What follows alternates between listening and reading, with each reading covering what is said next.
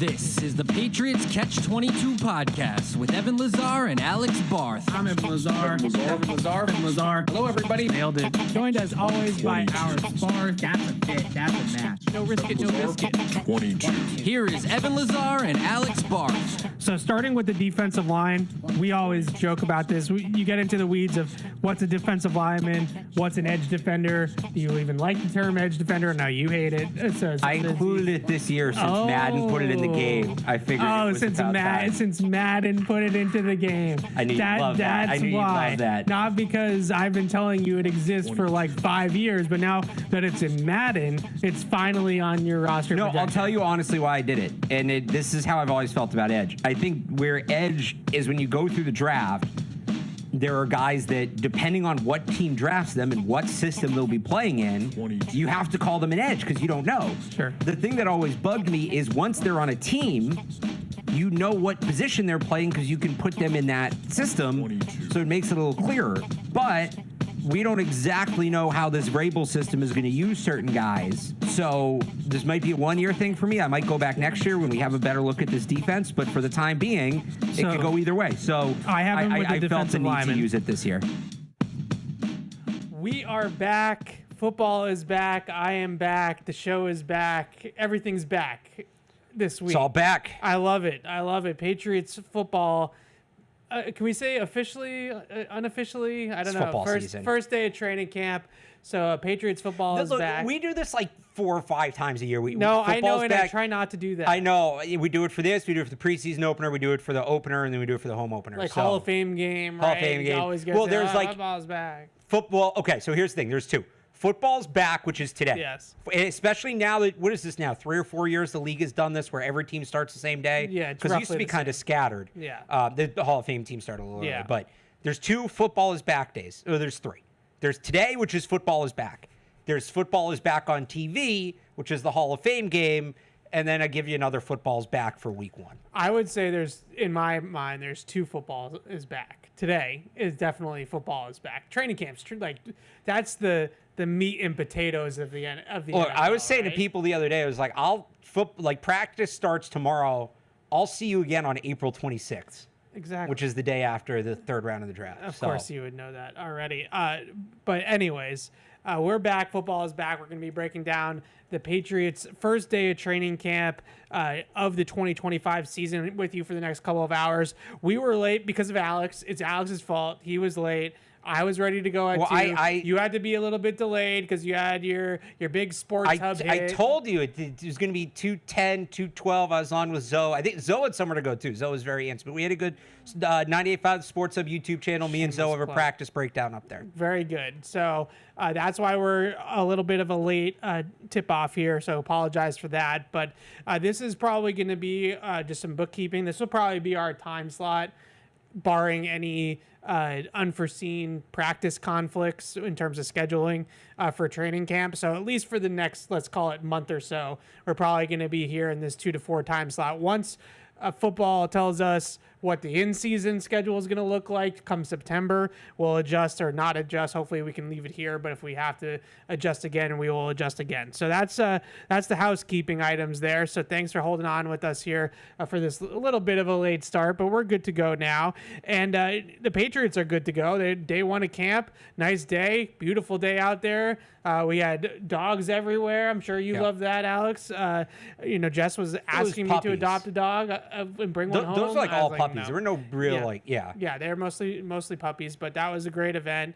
And I know the Stefon Diggs clip of him chasing the dog around has gone viral. And he looks good. He's moving well. We're going to talk a lot about Stefon Diggs today. I want to start off with 2 things. One, we have to throw the caveat out there that we saw one 90-minute practice non-padded that had 2 team drill sessions. So we saw Drake May drop back to pass 9 times today. So this was not exactly a high sample size. Next week, a week from now, we'll have a much larger sample size to work with where we can talk a lot about everything that goes into this. Now, we have a show to do today, so we're still going to tell you everything that we saw, but just take it with that grain of salt. We learned today. It's not to say today's practice was entirely irrelevant. If you call in asking, like, if we think Will Campbell looked competitive today, like that, no, we're going to wait till pads come on. But there was stuff that definitely things to take away from today. So the other housekeeping item that I wanted to get to, which I think is really probably the most important thing this time of year on day one, is attendance and who was and wasn't present for this practice. So the good news for the Patriots in terms of the NFI list, Carlton Davis no longer on NFI. He was a full participant, it seemed like, today in practice. So you had Carlton Davis opposite Christian Gonzalez for the majority of practice today during 11-on-11s and what we did see of 11-on-11s. So Carlton Davis good to go off the list. The guys that remain on the list that I have, PUP, Austin Hooper, Vidarian Lowe, they remain on PUP. That means Jelani Tavai also off the PUP, right? So Carlton Davis, Jelani Tavai, good to go. Josh Minkins, the undrafted rookie, he remains on NFI. And then the two guys that I have to get some clarity on one of them. We were trying to kick around. No, it's three. With Jalen Polk, Matt Collins. Did you say Hooper and Lowe? Yeah, Hooper and Lowe are on PUP. Listen. Okay. Yep. So Jalen Polk was a straight absence. Like Jalen Polk, he was present, but DNP. I think a better way to put it. I would say he did not participate in practice. He did not participate in practice. But he's not on PUP. He is not on a list. So that's just an absence. Just an absence. Matt Collins was here, but was not participating. But he was on the field in a uniform, but not in full uniform. So this gets into all the technicalities of, is that off PUP, not off PUP? The most important thing to know about Matt Collins is he also did not participate. So your two DMPs were Jalen Polk and Matt Collins. I think he's still on. Because he wasn't wearing shoes. Like when you say in uniform, he was in sweats just like he was all spring, but he had the jersey kind of rolled up over the sweatshirt. He was not wearing shoes. He did not have a helmet. To me, that amounts to, because last year when like Pop was on PUP, he'd come out in, the tank top and shorts and just kind of hang around. Right. To me, it was that. And somebody probably told him, hey, when you do that, you can't wear a jersey. So I'm going to guess he's still on PUP. I'm going to guess he's still on PUP too. That's my understanding of PUP, is that until you actually get in on a drill and you're actually running a drill or taking a rep in practice, going through stretching, going through the beginning part. I think Cole Strange came out in his uniform last year too, didn't he? When he would come out, I think he had his jersey on. So the biggest thing to me, as far as I know about PUP, is that you have to have at least actively participated in a portion of practice. It might just be stretching, but you have to do something. You can't. What Matt Collins was doing was a whole lot of nothing.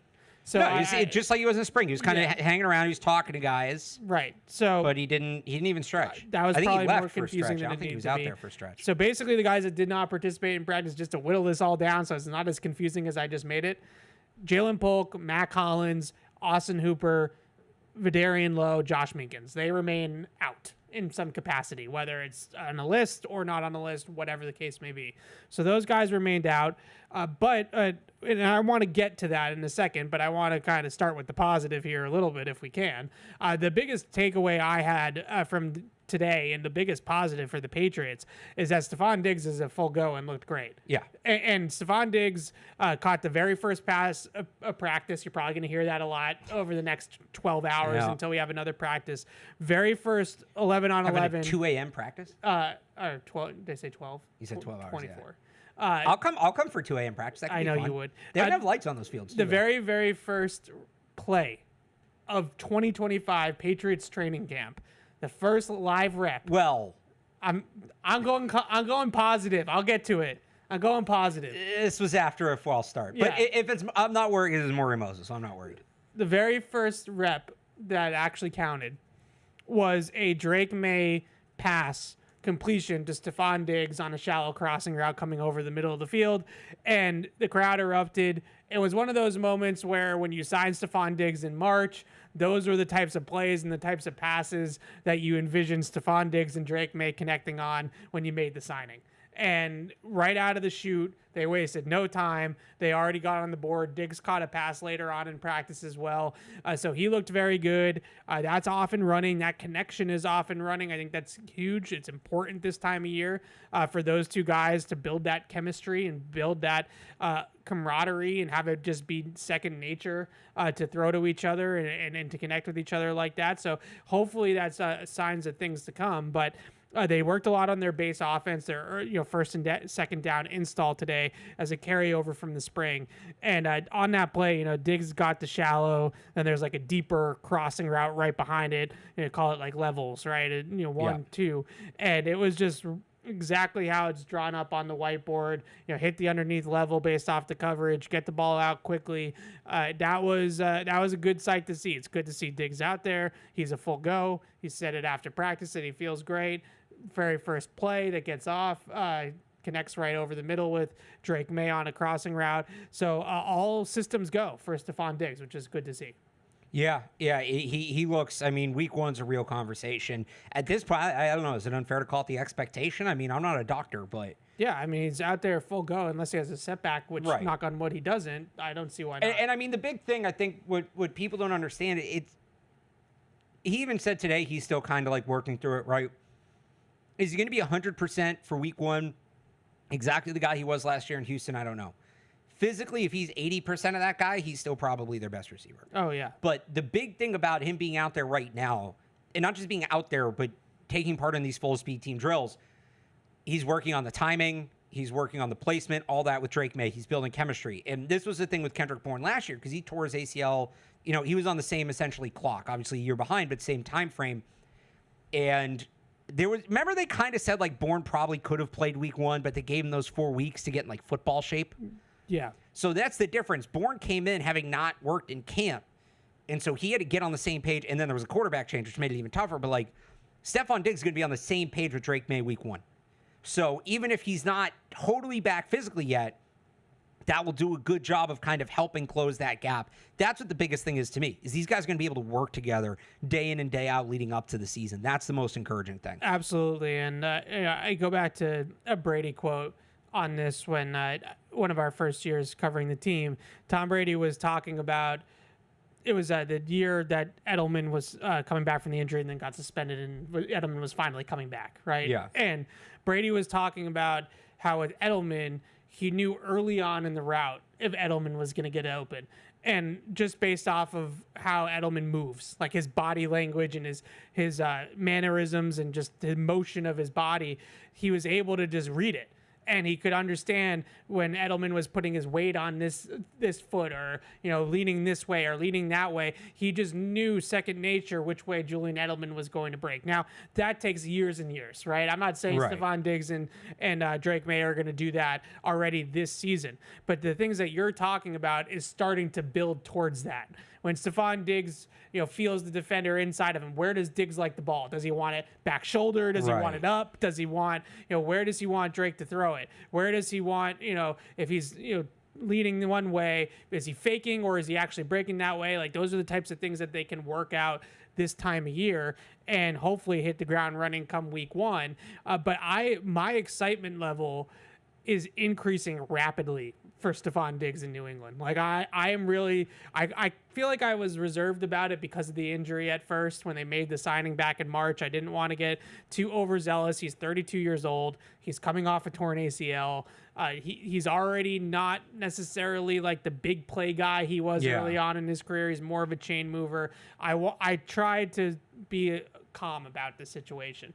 Now that he's a full go for this first day of training camp and he's making catches already from Drake May in practice, and he looks a little different than some of the other receivers that they have on this team or have had on this team the last couple of years, I'm starting to get pretty jazzed up about Stefon Diggs in New England. I really feel like there's no reason to think that he can't be the guy he was in Houston last year, which was on pace for 100 catches and 1,000 yards.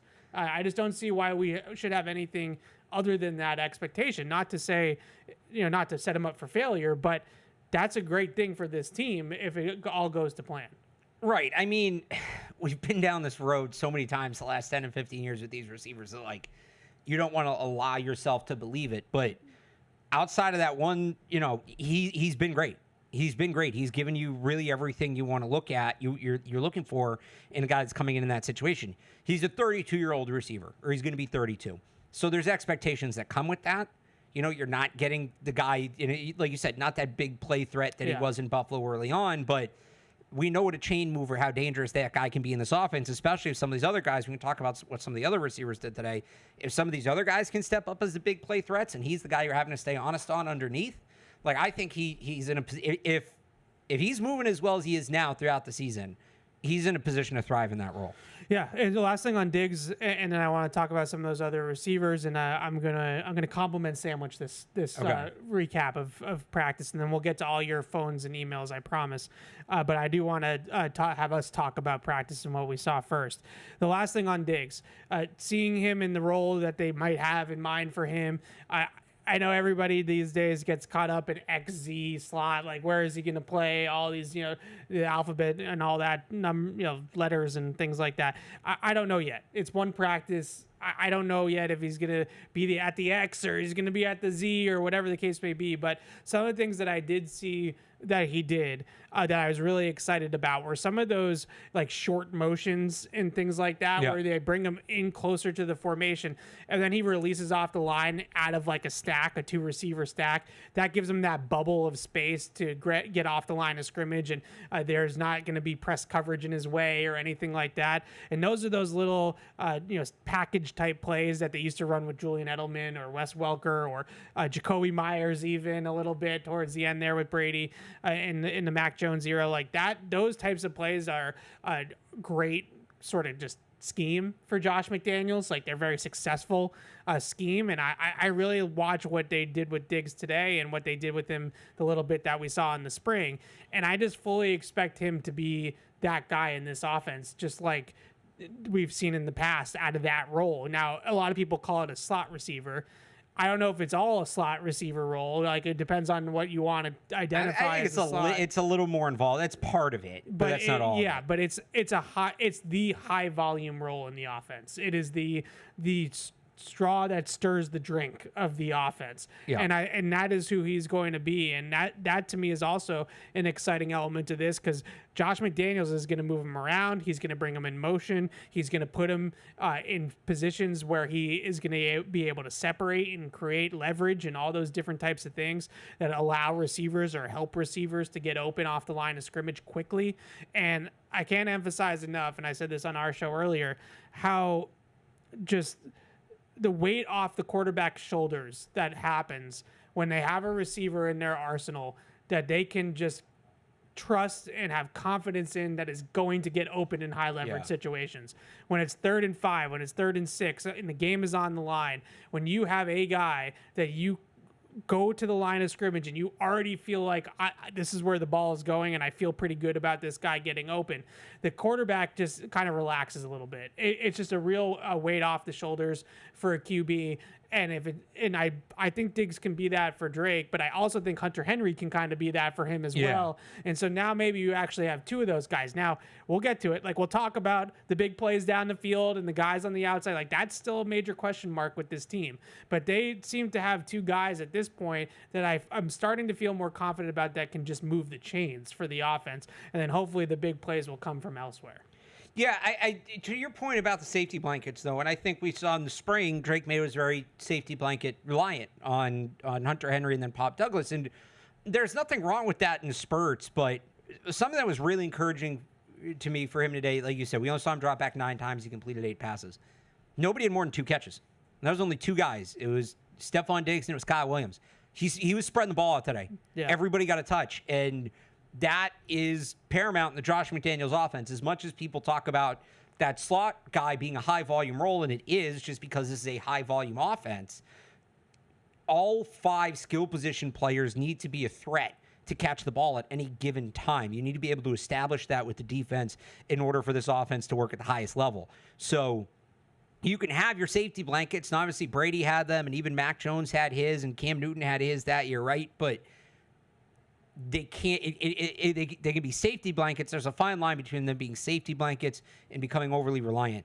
You still got to prove that you can get the ball to the other guys at times to keep the defense honest. And look, again, they won a training camp, right? But after a spring where it was very highly concentrated to 2 or 3 guys, I liked how Drake May spread the ball out today. Yeah, it's a good point. Now, to complete the compliment side of things, Yeah. the other guy that I thought really stood out today, and I'm sure you'll hear a lot of headlines about him as well, is Kyle Williams, the guy that you just mentioned. So Kyle Williams, 3rd-round pick, obviously the Patriots, rookie, first day of training camp, catches 2 passes, makes 2 plays, caught a back shoulder fade in isolation on the backside against Christian Gonzalez, which is great to see. Finished through some contact there as well. It's as much safe contact to say as he you can won a have. hand fight. That was kind of my initial reaction. Yeah, I think He won that's a good way to put it, against because Christian Gonzalez. it's not contact this time. No, of it wasn't year like yet, a jump but ball. It was a comeback, and they It's a kind of back got shoulder, yeah. they kind of got tied up at the top of the route. And it's one of those things like in a game, all right, they both probably pushed a little bit, so you just keep the flag in the pocket. Nothing was egregious, but Kyle Williams, between the hand placement, all that, won the leverage, and he created the separation to get the ball. It's good to see him do that, because that's not necessarily his game. No. And it's kind of the knock on him, frankly. Yeah. If it doesn't work out for Kyle Williams in the league, it's going to be because of strength at the catch point and being able to make those types of plays. That was a standout play because of that. But the other play that he made, the underneath crosser, he ran right away from Robert Spillane. I was standing up top, we were doing our show, and Robert Spillane did not have the angle on him. Like, he was not catching him. He was turning up the sideline. So you see those catch and runs. I like that play from Drake too, because it seemed like he read the progression through and got down to the check down. He kind of went, from deep to check down there on that play, and almost like a full field read. And Kyle Williams was just on a shallow crosser underneath the formation there, just won a foot race against Robert Spillane over the middle of the field, and turned up field and had some yards after the catch on that play as well. So you got a little bit of both. You got him lining up on the outside, on the backside against Gonzo and making a play in some tight coverage. And then you also had the wheels, the burst after the catch there too. I still think, though, just based off what we saw today, again, early, we should almost change that lower third to just say, again, or disclaimer, one practice. It's one practice. Right? Yeah. But it kind of feels like they're setting up Kyle Williams to be the X. And maybe he's going to do some not X type things from that spot. And we've talked about this, Brandon Cooks, Deion Branch, like it's happened in McDaniel's offense before. But it does feel like they're kind of lining things up for him to be the X. One other standout catch. You got to give credit to Kendrick Bourne. It was a good catch. Probably the catch of the day. Goes up over, it was Craig Woodson, right? And it was Josh Dobbs, underthrew him. It shouldn't have been a jump ball. It became a jump ball, and just ripped it away from, got up the ladder, ripped it away from Woodson, held on through contact as he hit the ground. Nice play. All right, so that was all the positives, at least on the offense. I think defensively, today there wasn't a ton to glean except for where guys are playing, and Davis being out there was good to see. But compliment sandwich. I'll just say this for the defense. Here's my one thing with the defense. Go for it. Like, the speed thing is real. We talked about them adding this speed and explosiveness on defense, and that felt like it was a focus this offseason. And it looks like they did that. Like, the Harold Landry, Milton Williams, Robert Spillane, these guys are flying around. Now, the question is, we do this with receivers all the time, right? Does that speed still play when the pads come on? So we'll see that in 3 or 4 days, whatever it is. But no, it looks different. There's another level of explosiveness on this, specifically the front. The secondary, they've always had. Devin McCourty's incredibly fast. They've always had speed in the secondary. The front, like, it's so clearly a different prototype of player than what we've seen here for a long time. And again, now it's just when the pads come on, we've talked about this. The run defense is probably my big concern. We're not going to get to see that for another couple days. But I liked what I saw today in terms of the get off of the defense. So that would be the plus side, was that I thought the defensive front really controlled practice in this game for long portions of the team drills that we did see. So you can take that one of two ways, and I know people will. I know your station will, right? Your station will. Honestly, I don't care. I've said this. I really don't care what happens up front until the pads come on. Good or bad, I really don't care. That's fair. But based off of what we saw, because we have to talk about what we saw today, it's all we can do. Yeah. I don't necessarily know where I stand with charting practice sacks, because I feel like practice, it's really hard to determine whether or not it would truly have been a sack or not. You don't know if he's going to get the quarterback on the ground. It's live bullets, and you're just trying to watch it all and digest it all without the benefit of reviewing the practice tape after the fact. it's really hard to say sometimes if they were truly sacks or not. But let's just call it for what it was. There was pressure on the quarterback when Drake May was out there. Milton Williams, Keon White. I saw Harold Landry, Chazon got in there one time off the edge. There was probably 4 or 5 times where the pocket broke down on the quarterback. And this is a conversation that we're not hitting any panic buttons this early on, but I understand it's going to strike a nerve for some people because here we go again, right, with the offensive line and the blocking up front. But I want to mainly talk about not necessarily the results because, like you said, no pads. Like, we'll get to the results as it is, but there still seems to be some moving parts as we expected on the interior of this offensive line.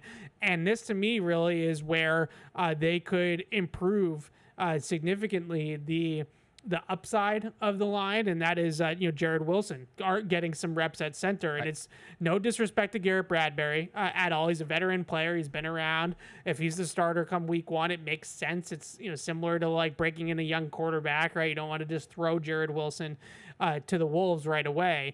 But Jared Wilson, it was Garrett Bradbury got like the first round of reps with Drake May, and then Jared Wilson got Drake May's second time through in the team periods. So Jared Wilson's at least starting to mix in. That's a positive in my mind, for sure, just because we didn't see him at all in the spring really doing team. So he's doing team now, and he's already starting to mix in a little bit at center. So the line, even though it's much younger and inexperienced, you do feel like the talent overall elevates if Jared Wilson's the center and not Garrett Bradbury. Yeah, like I told you, I've been saying this since the draft. I think he's in the conversation for week 1. I do. And what you saw today was a guy that's a battle. One guy went, then the other guy went. And we're not at the stage where we're evaluating it. I guess with centers, pads or no pads, you want to look at the snaps. I didn't see any bad snaps. I don't know if I missed one, but Woolridge dropped one, but I don't think that was... That wasn't either of those guys. Yeah. So, okay. So that's a real position battle. That's a competition. That's what that is. One of those guys is going to start. One isn't. They're both getting shots with the top offense. The other 3 spots, or 3 of the other spots, are relatively settled. Morgan Moses was switching out. I think that's probably load management as much as anything else. Now, it does tell us DeMontre Jacobs is probably the favorite to be the backup right tackle, which makes sense when we see Caden Wallace working at guard as much as we did today. Right, and Novedarian Lowe. And Novedarian, well, but that's on the right side, so it's right. not Novedarian Lowe anyway. Well, we've seen him on the right side. Yeah, we have. But, Cole Strange didn't rotate out, did he, with the top group? No, the top group, was pretty consistent. It was those Campbell, 4, it's just the center, yeah. Whoever's ever at center. So maybe the battle, I wouldn't be surprised if Strange gets competition at some point. I don't think that'll be soon. I think that'll be when the pads come on if he starts to stumble a little bit. But, 4 of those 5 spots are set. And if Jared Wilson wins out, I feel good about that. It's not going to be the best offensive line in football, but it's not going to be the worst either. And it's, I think probably somewhere closer to the middle, which if they can get to average from where they were last year, there's still work to do. But if they can get to average in one offseason from historically bad, I think you feel good about that. But no, I was telling you, that Jared Wilson one's going to be one to watch. That kid can play. I know he's young and he's inexperienced. Yep. He's incredibly athletic for that spot. He's really smart. He plays with a little bit of nasty, which will help him. Kid can play. I'm excited to see what he can do. It's fun to think about some of the things that they can do with him on the move as a center. Like it's so... He's a rare athlete for that position. And when you have a rare athlete at the center position, it just makes your entire line faster as a group. And so the way that you can reach outside, on a stretch play or outside zone play, if he can overtake, someone in the A gap or, a 3 technique or something like that, like that's a hard block to make. But certain guys that are explosive and are as athletic as he is might be able to make them. Talking about getting him and like Will Campbell out in front of a screen. Right, like those 2 guys in space that they can chop guys down and they can cover ground and they can do those different types of things. Toss plays, getting him up to the second level of the defense on a run play as well. That's something that I think is potentially a really exciting, kind of strength of Jared Wilson. So maybe this settles with Jared Wilson at center. Maybe that makes everybody feel a little bit better on paper. When it comes to this time of year, there's 2 things. Like, one, you can't really block anybody. Like, you're not like really being physical. Right. You're kind of like sliding your feet like it's basketball and just like trying to stay in front of your guy as a defender in basketball would this time of year. And the other thing is that there's not really a threat of the run. Like you're not really like going in a drill or in a team period where the defense has to like be honest about their. So I was actually going to say, because usually this time of year, you run 10 reps, you throw 9, and they might mix a run play in there just to keep the defense honest, even if you can't really do anything with it. I felt like they were mixing the run. I don't know the last time I saw the run mixed in that much in a non-padded practice. Each guy got each quarterback, got maybe 2 or 3 runs per. That feels like more than what we've usually seen, right? In that setting? A little bit. And one of the things that stood out to me is I thought, and getting just one day. So we're going to have to see the whole look of it once we move forward here. But I saw a lot of zone running, a lot of stretch. Yeah, a lot of outside zone. Outside zone. There was a couple of, fullback elements as well, but a lot of outside zone. I think that's going to be a bigger emphasis of this version, and this is just my opinion. Like, it's not informed in any way, but this is going to be more of an emphasis in this version of Josh McDaniels' offense than what we've seen in the past, because Drake can move, right? So like, you don't have Mac Jones or Tom Brady back there. You have a mobile quarterback that is really, really good on the move, and is actually a strength of his game is getting outside the pocket and throwing on the run. And I kind of liked what he said today after practice. He was asked what's new in the toolbox this year, and he said what was the exact quote? It was like, remaining a passer. Remaining a passer when he runs, yeah. So it's not just running to scramble, it's running to extend the play, keep the defense honest. I mean, the guys that play this way at a high level, your guy, Josh Allen, like that's the thing. That's when they're the most dangerous. If you're going to keep the defense honest, that you can still throw the ball, it's all about putting guys in conflict, right? There's no better way to put the defense in conflict than you're outside the pocket, you're almost to the numbers, but they still can't commit and come get you because they know you're just going to throw the ball right behind them. So we'll see if today was just like a zone running day, and tomorrow we'll get back to getting on double teams and leading fullbacks and do that sort of thing. I would also say, if you are going to mix in the run just for the sake of mixing in the run in a non-padded practice to keep the defense honest, it makes more sense to call zone than power. Well, especially not in pads, because if you're trying to get on a double team or something like that in these types of practices, what are you really accomplishing, right? Outside zone's much more of a athletic, graceful movement than it is a power movement. So we'll see. They could still come out that first day full pads, be 90% power. Smashing heads. Yeah. So there was good and bad there with the offensive line. The positive though of it, to kind of bring it back, is that this defensive line, at least the front, the front line defensive players on the line of scrimmage, I still feel really confident that this group is going to be a force to be reckoned with. Milton Williams, Barmore, Keon White, Landry, Chazon probably for now. Maybe that's Braden Swinson. Maybe that's Elijah Ponder down the road if one of those rookies can start pushing for that third down pass rush specialist type of role. But Milton Williams was disruptive, I thought.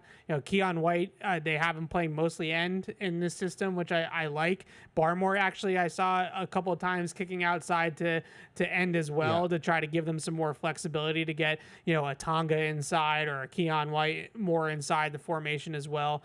So there's going to be a lot of there's going to be some impact players on that defensive line. The line, not to take Landry off the field on purpose, he's a good player too, but when you start to think about, Barmore, Tonga at the nose tackle, Milton Williams somewhere at the 3 technique or whatever, and Keon White as a true defensive end.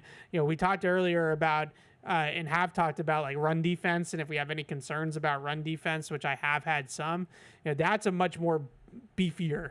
It's a little more stout. Yeah, that's a more stout group. And Barmore, if he can be more flexible and maybe kick outside a little bit further, he's played some 3-4 end in his career, some straight up over the tackle type of stuff.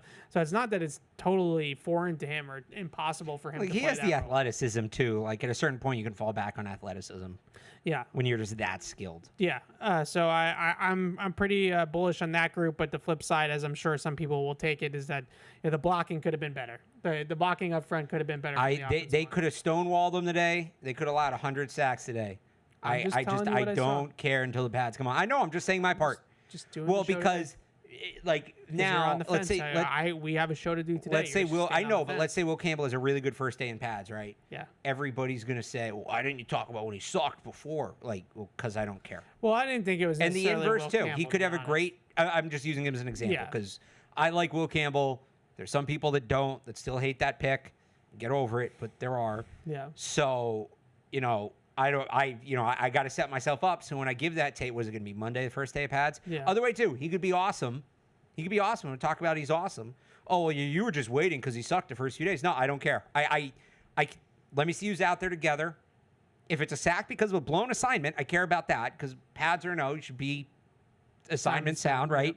And I'll give you the center snapping the ball, right? Clean snaps, don't put the ball on the ground.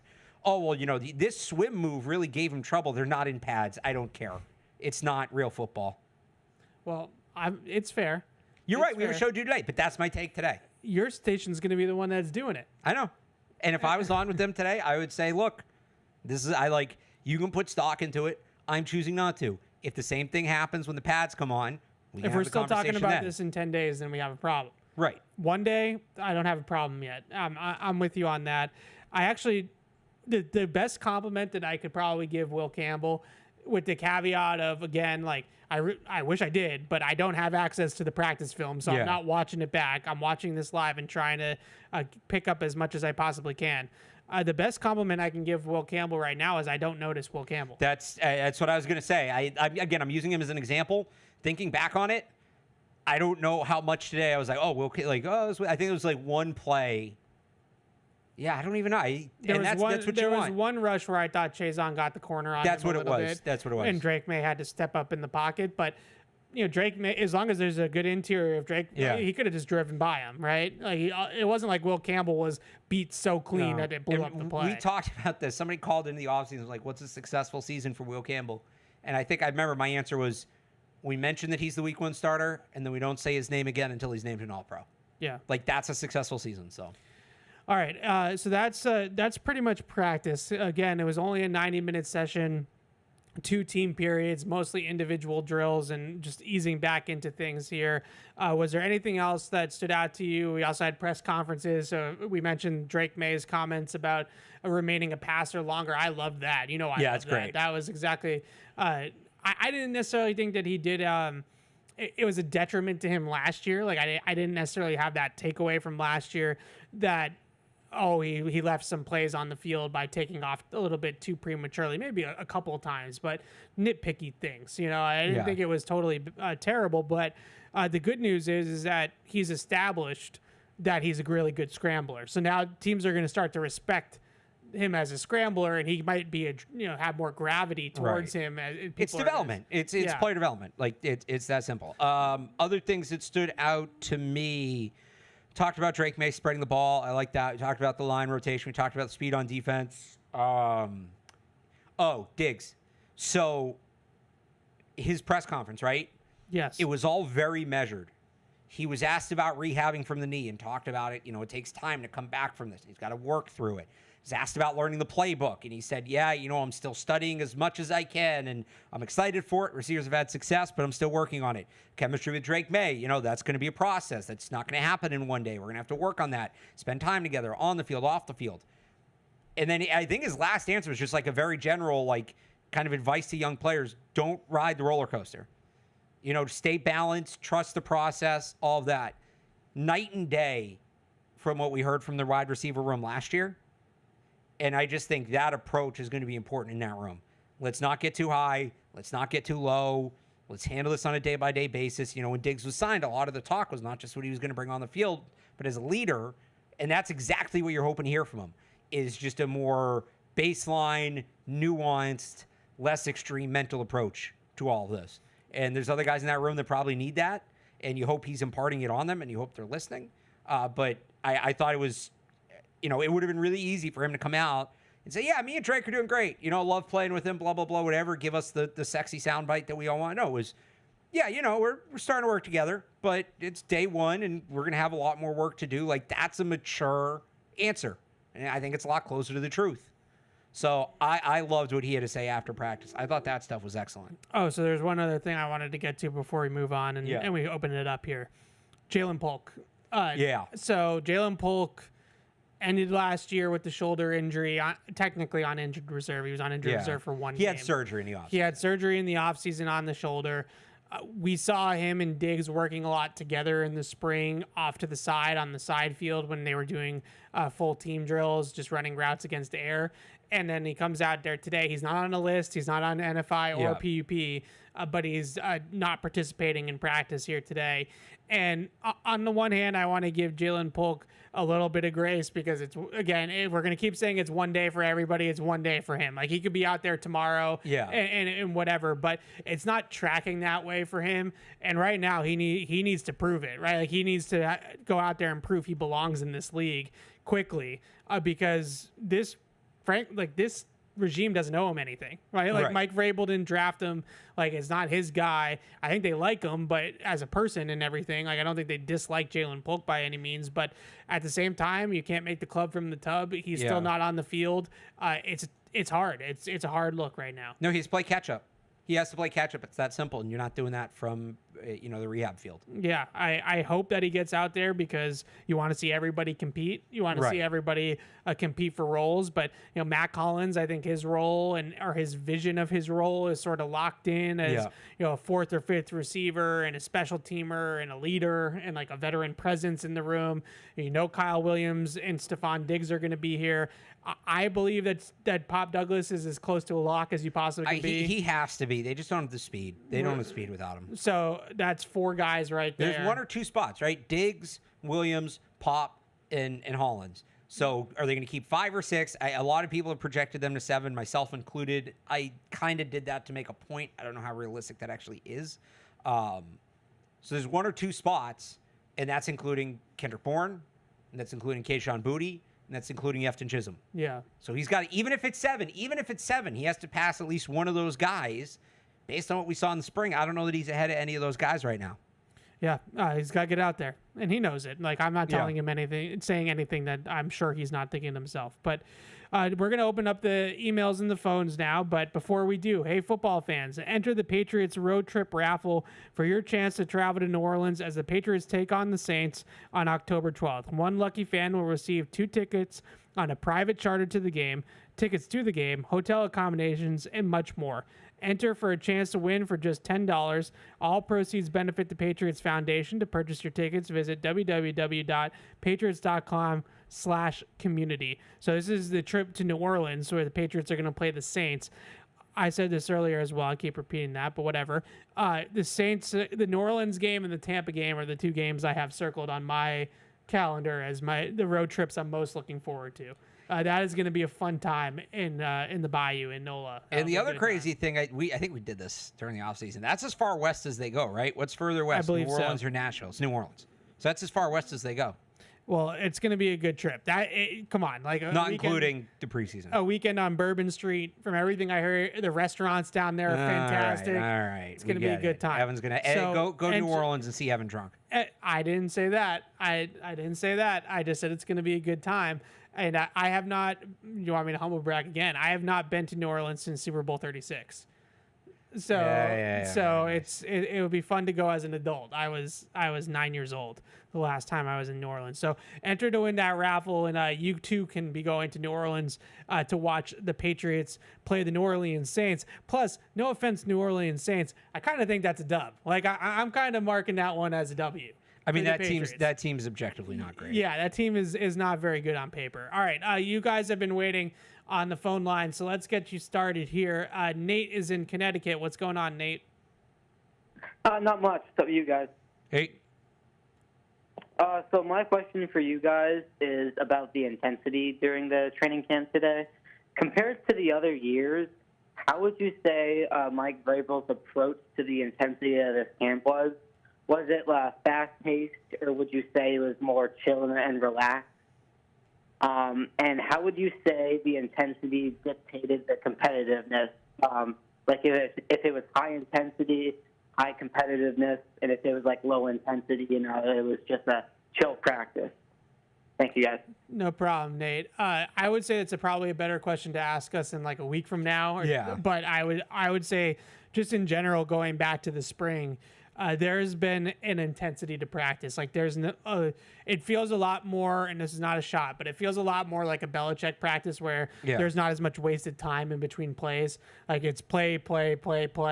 It's very game-like in that scenario, and also just watching like them break huddles and stuff. Like Mike Vrabel is like the first. He's sprinting across the fields like to the next thing. He's a maniac. Like the guy's an absolute maniac on the practice field. So he sets a tone to have a pace and have a tempo to practice that's game-like feel. So if I had to say, I think it feels more maybe not end of Belichick. End of Belichick got a little soft, frankly. Like there is a little bit of like trying to like not be as much of a hard-o to the veteran players and things like that. But what I remember of like early Belichick for me, like 18, 19, that time, that these practices feel more like that.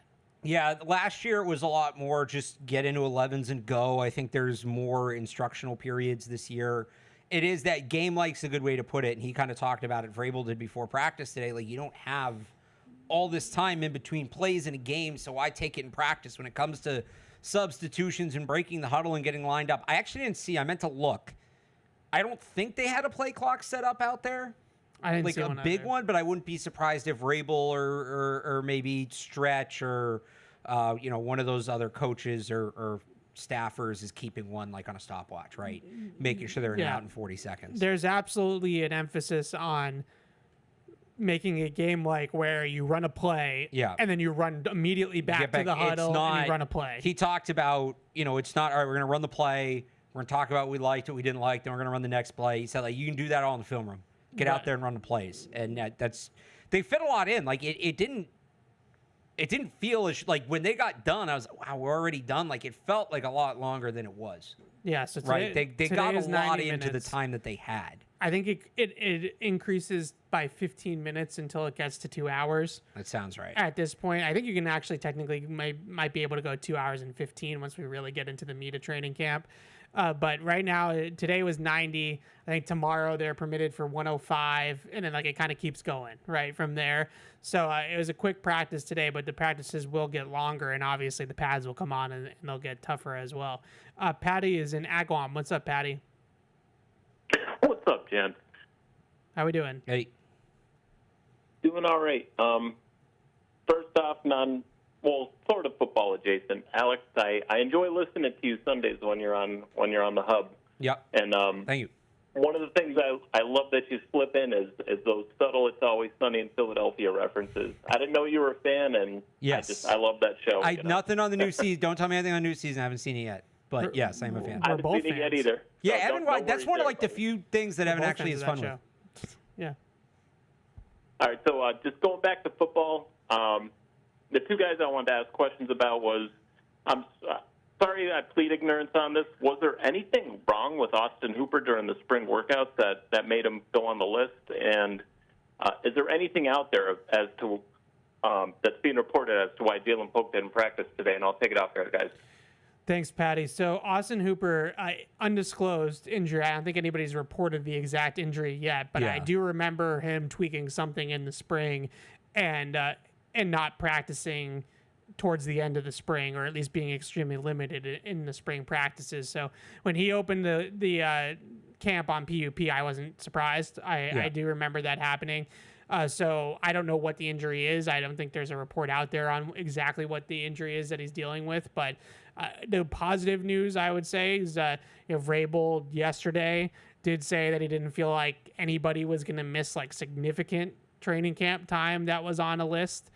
So hopefully that includes Austin Hooper, and it won't be long until he gets back out there, because Hunter Henry had a nice catch today up the seam. He continues to be Hunter Henry, and we know Hooper can be a really steady and reliable backup. But after those two guys at tight end, Alex, I don't have a whole lot of confidence in anybody else in that room yet. Now, hopefully somebody makes some plays and starts to flash, or whether it's Westover or Jaheim Bell or one of the undrafted guys, Dupree or G. Scott.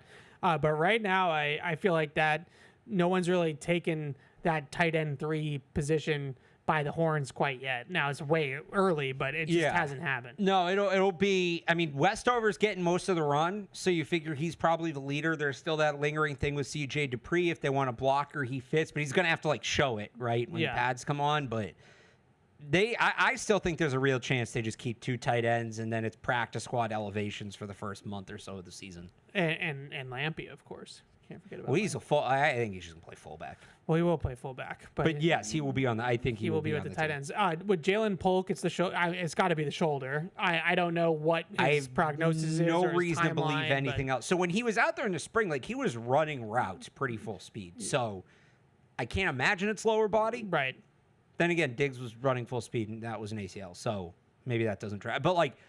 I didn't see him wearing any sort of brace or sleeve or like outside of the ordinary, right? So, yeah, I would speculate, obviously, but speculate it's the shoulder, and no one knows. There's no timeline of when exactly he's going to be ready and practicing again.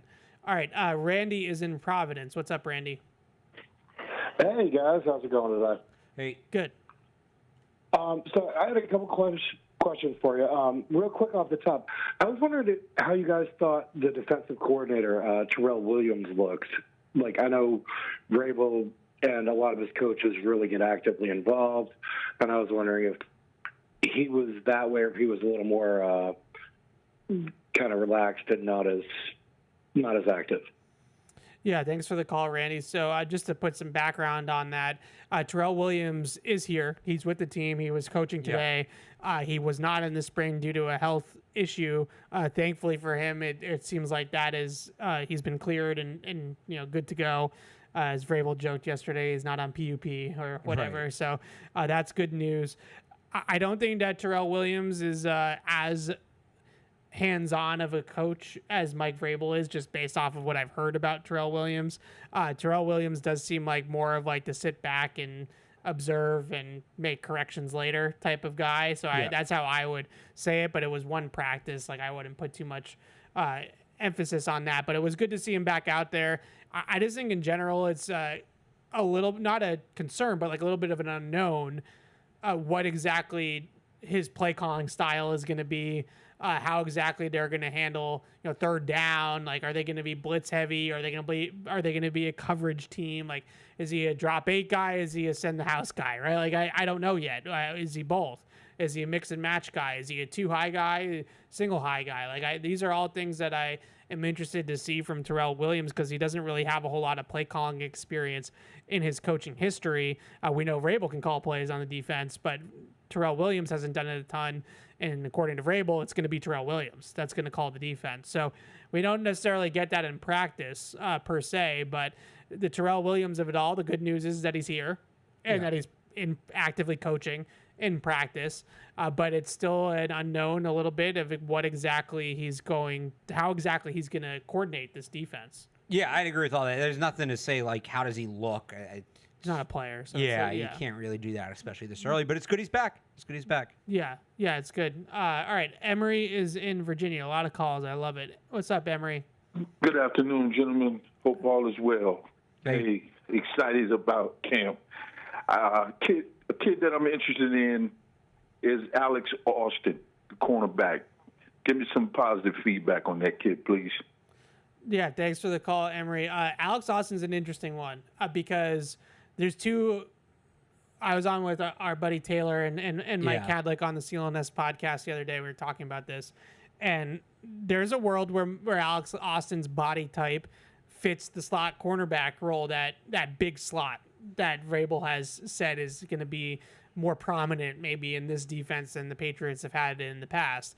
But I really have always viewed Alex Austin as like a rotational outside corner, where maybe you're in a matchup where, their best receiver is really like a Z or an inside receiver. So Christian Gonzalez is playing more that week on the inside because he's shadowing somebody inside a lot.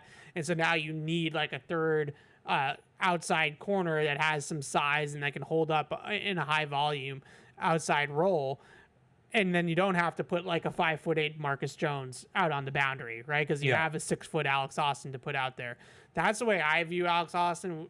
We've talked about it a million times, like more like in that Jason McCourty type of archetype, where it's like he's the third corner. He's going to play a lot in certain matchups. He might not play as much in other matchups. But then there are other people that kind of wonder if he could play a little bit in the slot. So I wonder if he can know. do both. I wonder if he can do both and just kind of be like a Swiss Army knife backup.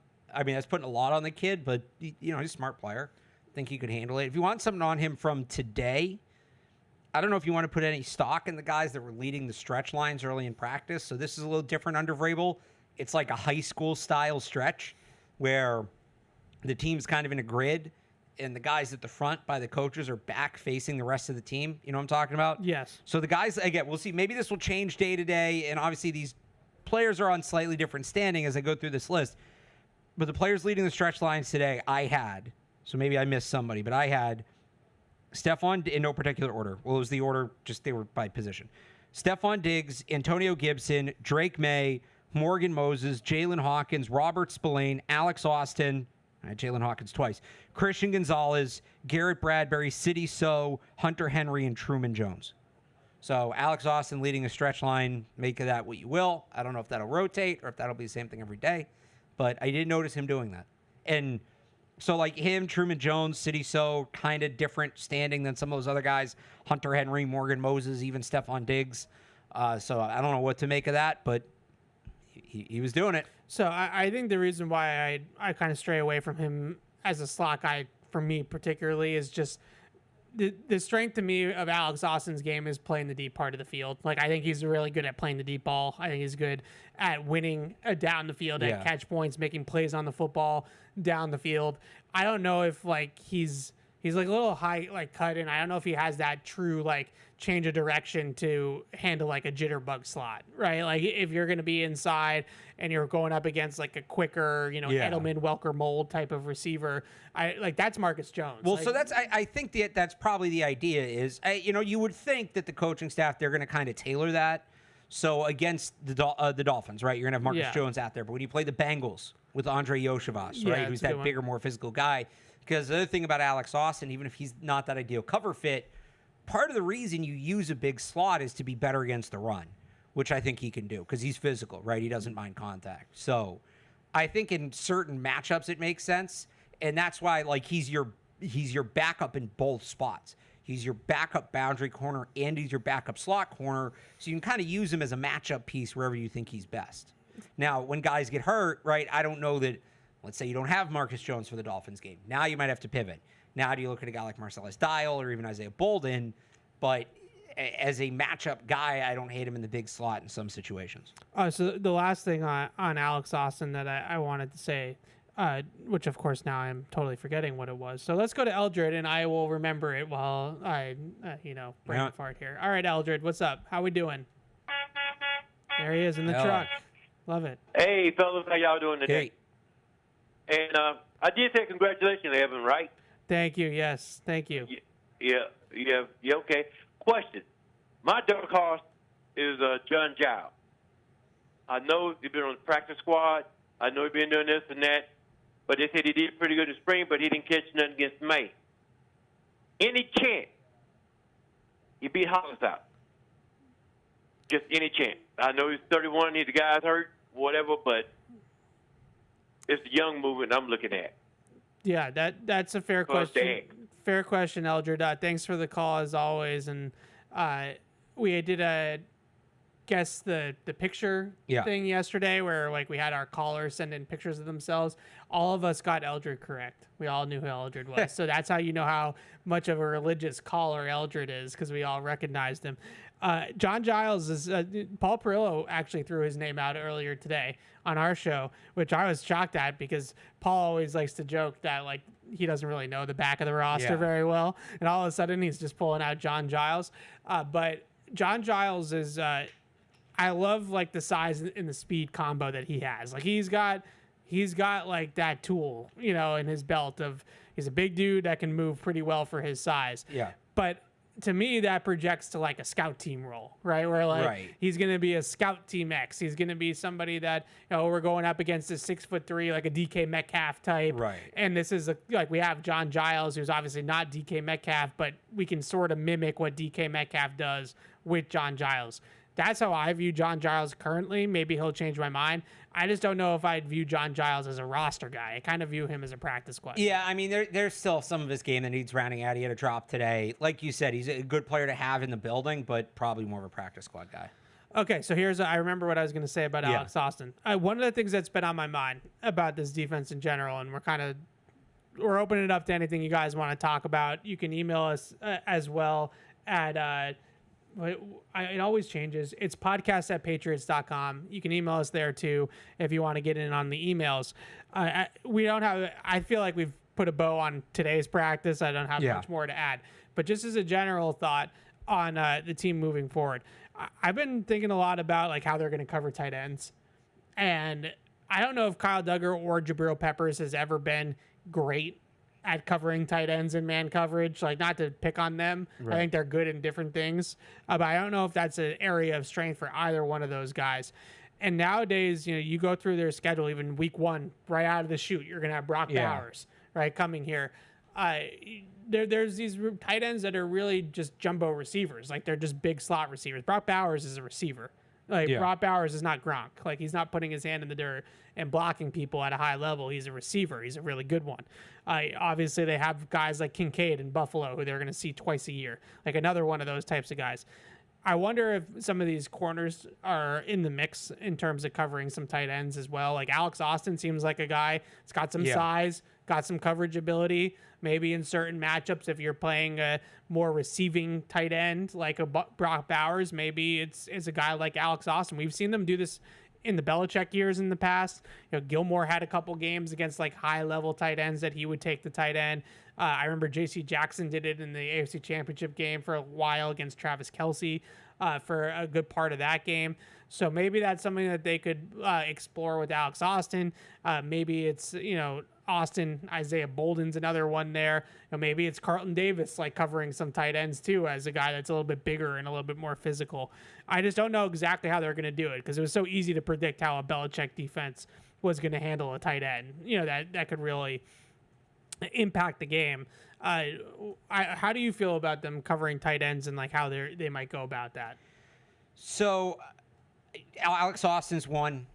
And I was going to bring that up before when we were talking about it. It's actually funny you said that. I also think Craig Woodson is probably a guy that's in the mix there. He seemed to have some success with that in the spring, had some success with it in college, especially like Marcus Epps was back at it today. Jalen Hawkins remains involved. So if those are your deep safeties, look, I get it. Now you're putting 4 safeties on the field.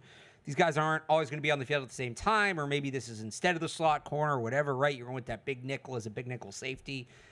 I'm going to be interested to see Craig Woodson once we get into one-on-ones working on Hunter Henry and hopefully Austin Hooper is back and how he does against those guys because I think he's got a pretty good profile for it. You just got to see if he can do it.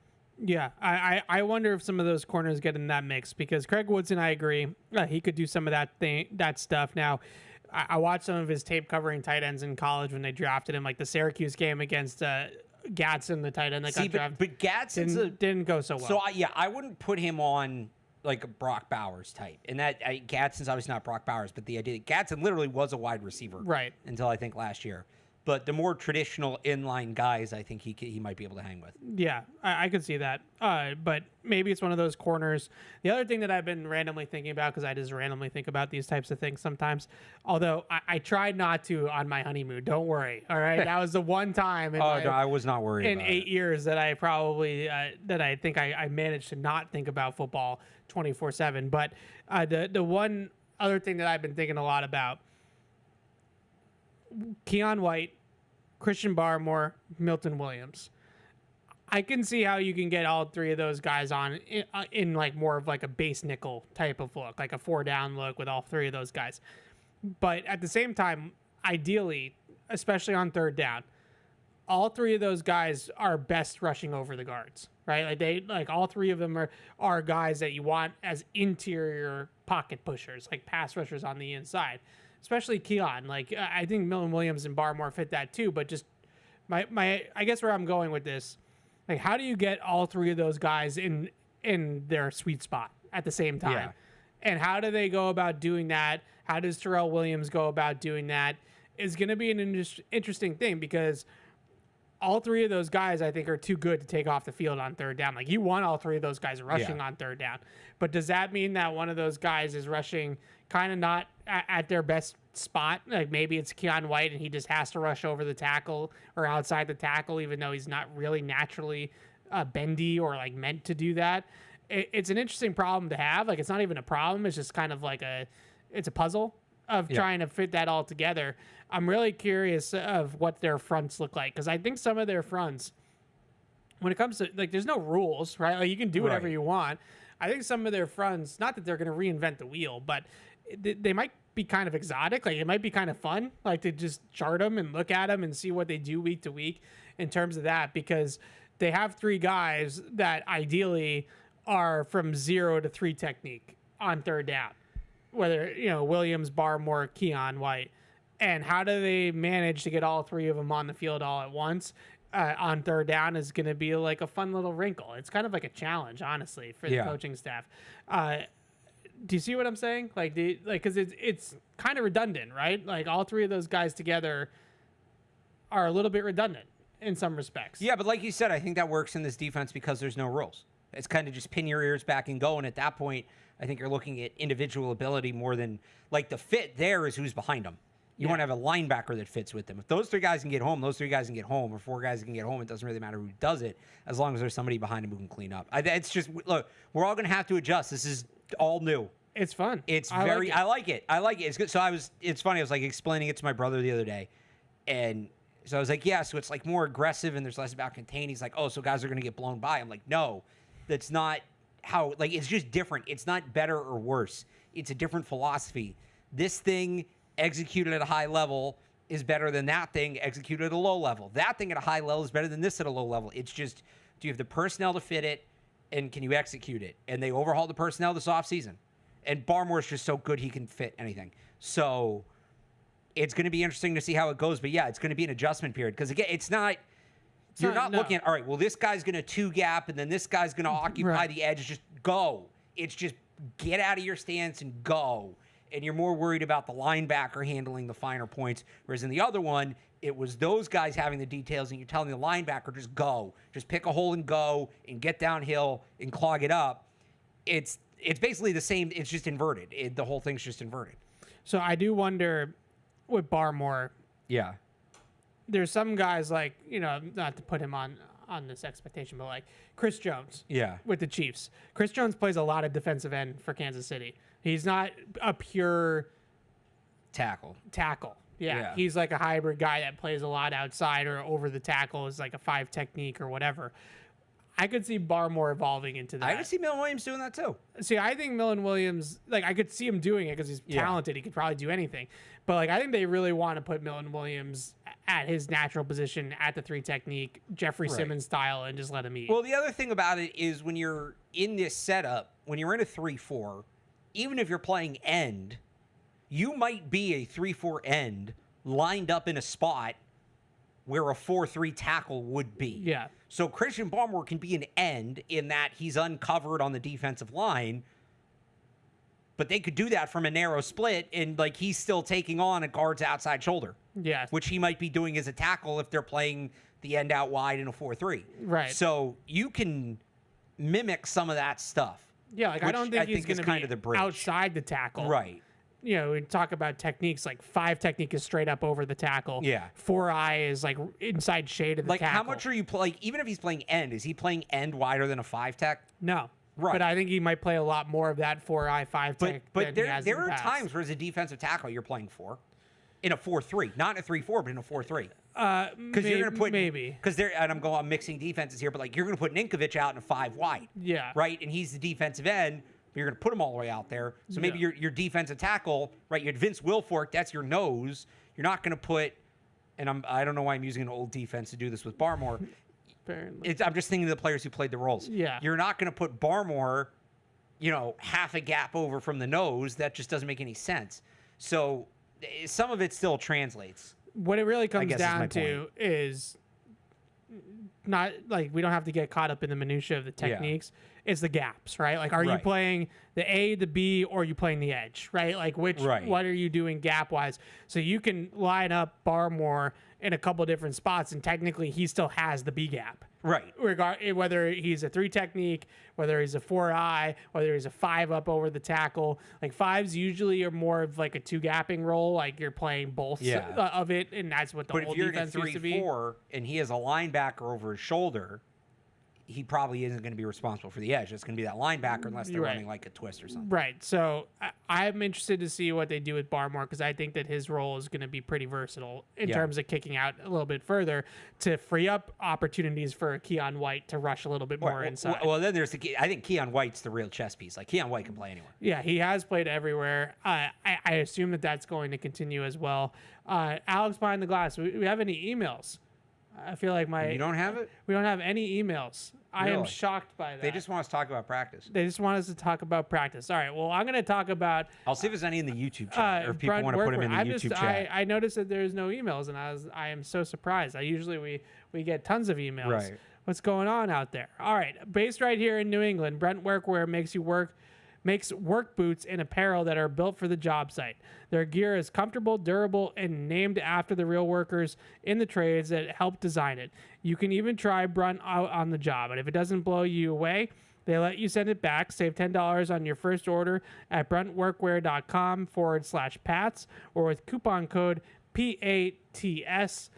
And I'm gonna, for old time's sake, hey, Patriots fans, if you want to see Toyota's best offers, including those not seen on TV, go to buyatoyota.com. It's Toyota's official website for deals from the official vehicle of the New England Patriots. Toyota, let's go places. I feel like I haven't read that one in a while, so I wanted we haven't been...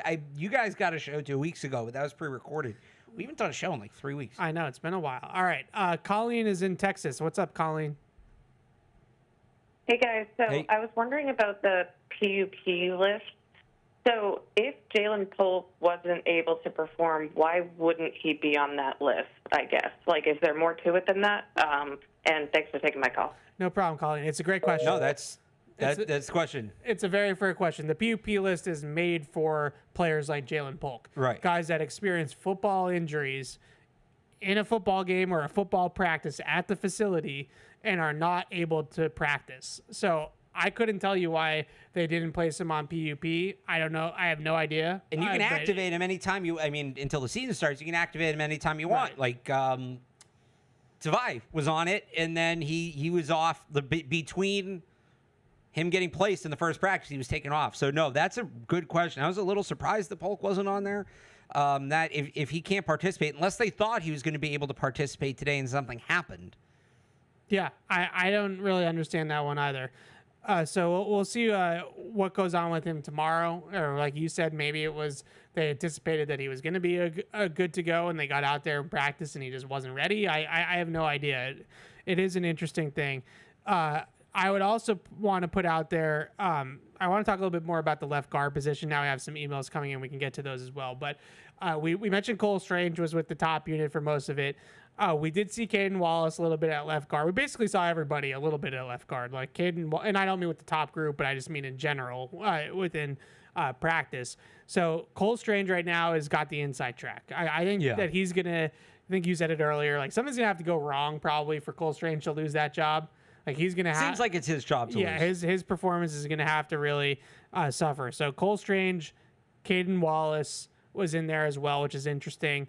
I did see Jared Wilson take a few reps there at left guard, and Layden Robinson took a few as well. Now, this isn't just with Drake. Like I'm talking about with all the different quarterbacks.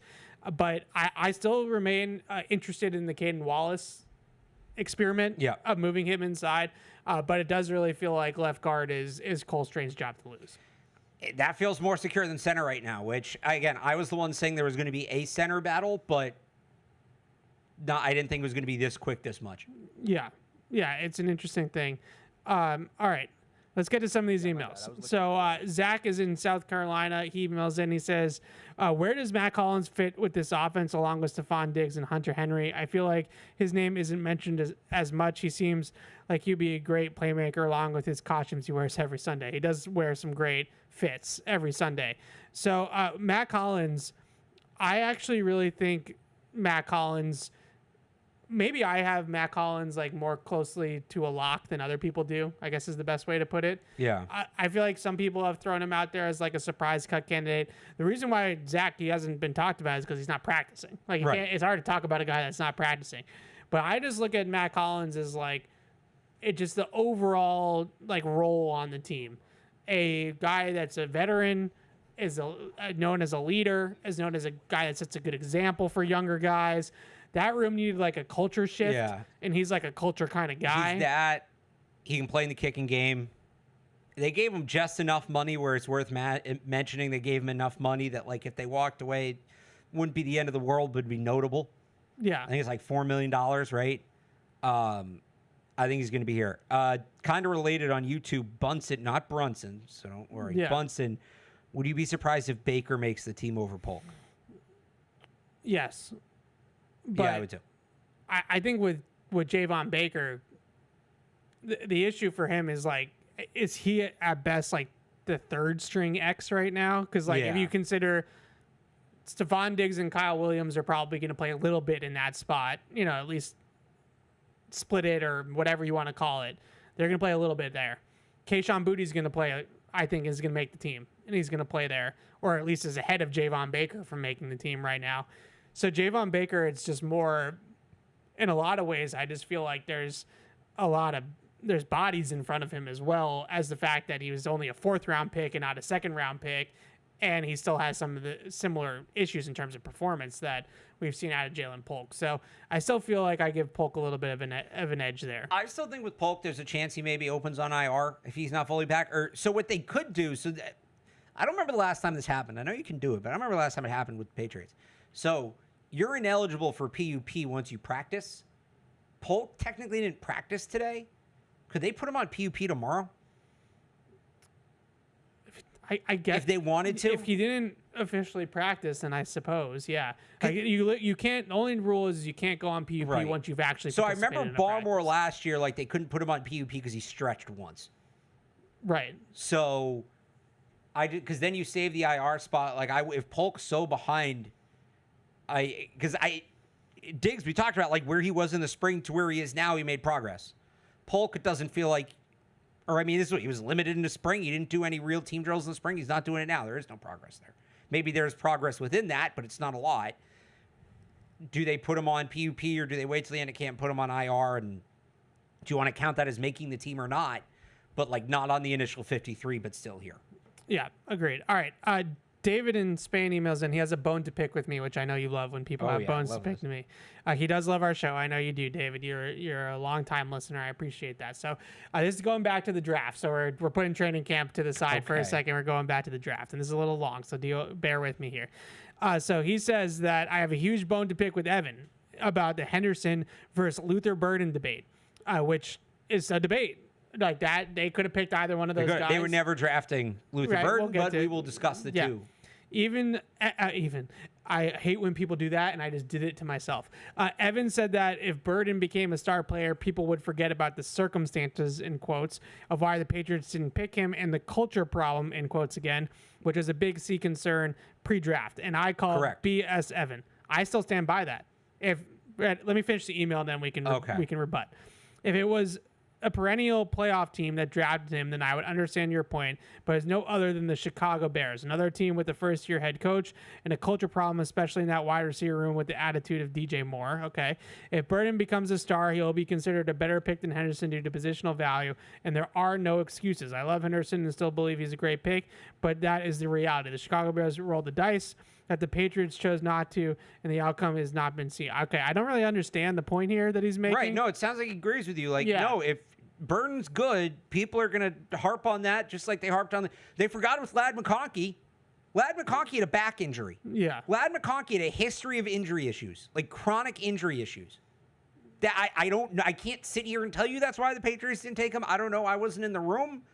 That's part of the reason he fell as far as he did, and there were teams that had him ranked much lower because of the injuries. Yeah. But we forget about that because he's a good player, because it worked out. So, yeah, no, same thing's going to happen with Burden. I forget which side of it you were on, but that's how I was on that side. Yeah. Like I said that if the comparison I always come back to, because to me this is the one that grinds my gears the most, is George Pickens.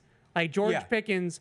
Now George Pickens would not have worked here. but I stand by that. It's a different time period of Patriots football, a different era, but it's the same thing. Like George Pickens came into the league, he was hurt. First of all, he had an injury that's different from Luther Burden, but George Pickens had tore his ACL in college. Yeah. And didn't play a ton of college football. But on top of that, he also had some concerns about character. He had some character. I mean, he also didn't play because he got suspended a couple times. Kept fighting there were people. legit character concerns, which, by the way, pretty much followed him to Pittsburgh too. I know he's productive when he plays, but he kind of wore it as welcome in Pittsburgh as well, and that's why he's not there anymore. So all that being said,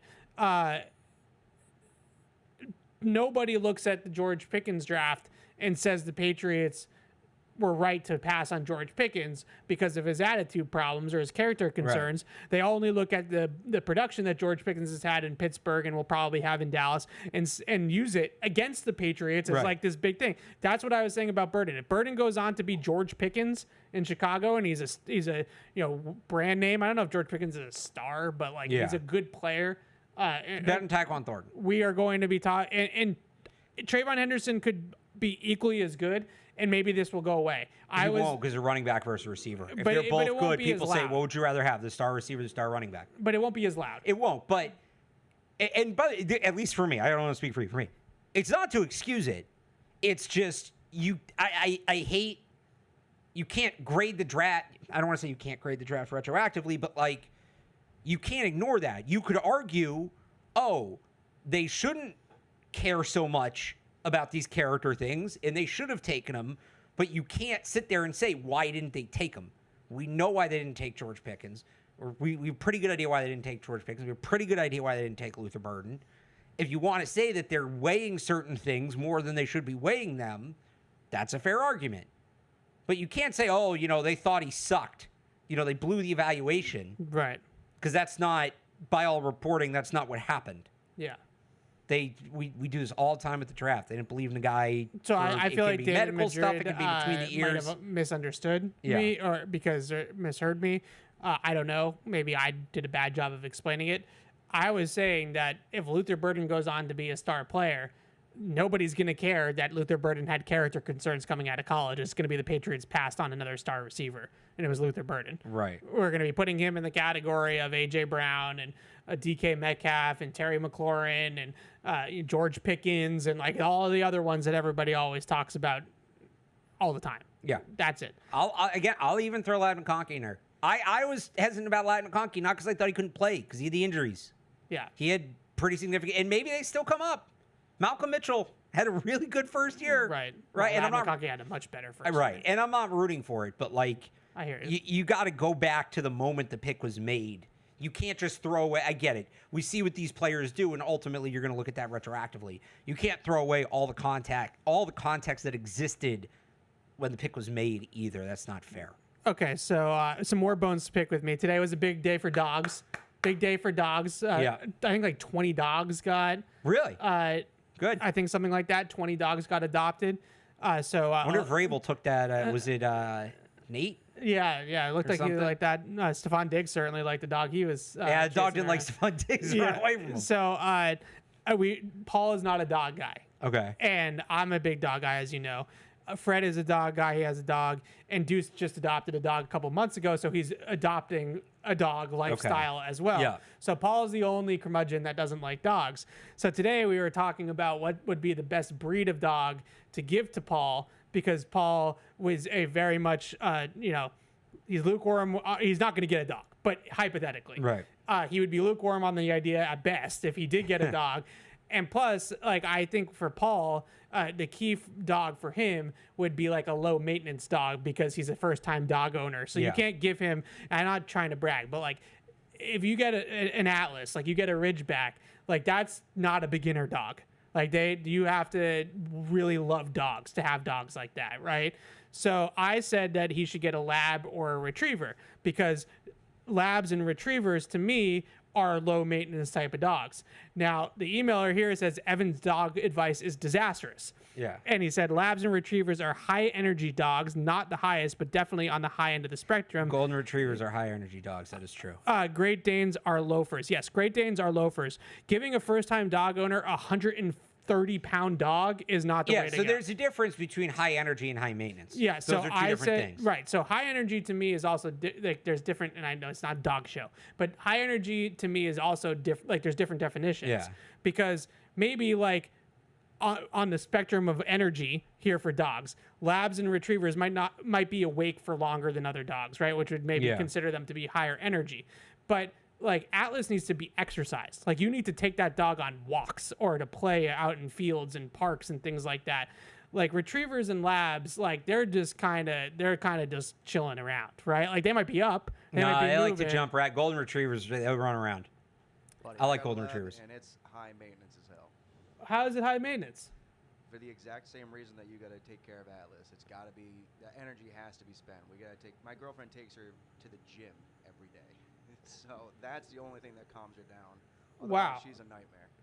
Yeah. That I mean, Alice gets along really well with labs, maybe because they can match the energy of each other. Maybe. But like to me, like that was what I more meant was like Paul needs a beginner dog. Like the energy thing, people are getting caught up in that. Maybe I misspoke on that. Paul but is the old dog that cannot learn new tricks. Oh yeah, no, Paul's not getting a dog. Like there's no way. But I'm just saying, if I had to give Paul a dog, it would be one of those types of dogs. Anyways, there's your dog minute because we had to because, dog day here.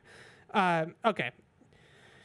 Here's an email from Stevie. Steve. He said, how would you compare Mac Jones to Drake May in the offensive line? Mac had his rookie year and the offensive line Drake May is projected to have this year. This is an interesting question. So we've talked about this a little bit in the past, but Mac Jones's rookie season, correct me if I'm wrong, but that was Wynn, Karras, Andrews, Mason, Trent Brown. Well, I want to say that was the year that they switched it partway through with Karras and benched Onwenu. Remember, they couldn't get it right. Onwenu was supposed to be the projected left guard, was supposed to be the starting left guard, and he did not have a great season at left guard. Right. And so they moved it around. Hang on. Teddy Karras went to left guard. I know that. David Andrews was obviously the center. I want to say that was the year Trent Brown played right tackle and not left, and Isaiah Wynn was at left tackle because they were still trying to make Isaiah Wynn a thing, and so trying to get that to work. So I think that was the group. So their most used offensive linemen that year were Isaiah Wynn, Trent Brown, and Justin Herron kind of split as the second tackle. That was close. Onwenu, Shaq Mason, David Andrews, and Ted Karras. Like those are the guys that played the most. So some combination of that. So I want to say it was. I remember William Sherman. Yes, I want to say it was played 6 snaps that year. From left to right, Wynn, Karras, Andrews, Mason, Trent Brown / Justin Herron played almost as much as Trent Brown did that year. Jeez. Okay. Which I think was on the right. Or no, did he step in for Wynn when he was hurt? I don't know. This year, Justin Herron played a good amount. I know that group was like the group when everybody was healthy, though. Okay, so that was that group. Yeah. This group is projected: Will Campbell, Cole Strange, probably Garrett Bradbury to start, maybe Jared Wilson at center, Onwenu, Morgan Moses. That's this year's group. I'm going to say this year's group has the potential to be better. Has the potential. There's more variance because you have one, maybe 2 rookies. Because I look at Trent Cole Brown Strange and is Morgan kind of an Moses unknown. and kind of think that's a wash. Yeah. I look at Trent Brown's better. I don't know. Trent Brown is so inconsistent. Yeah, he's better, though, than a 35-year-old Morgan Moses.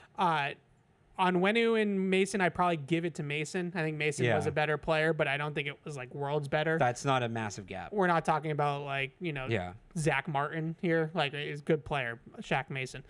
Center, definitely David Andrews. Obviously.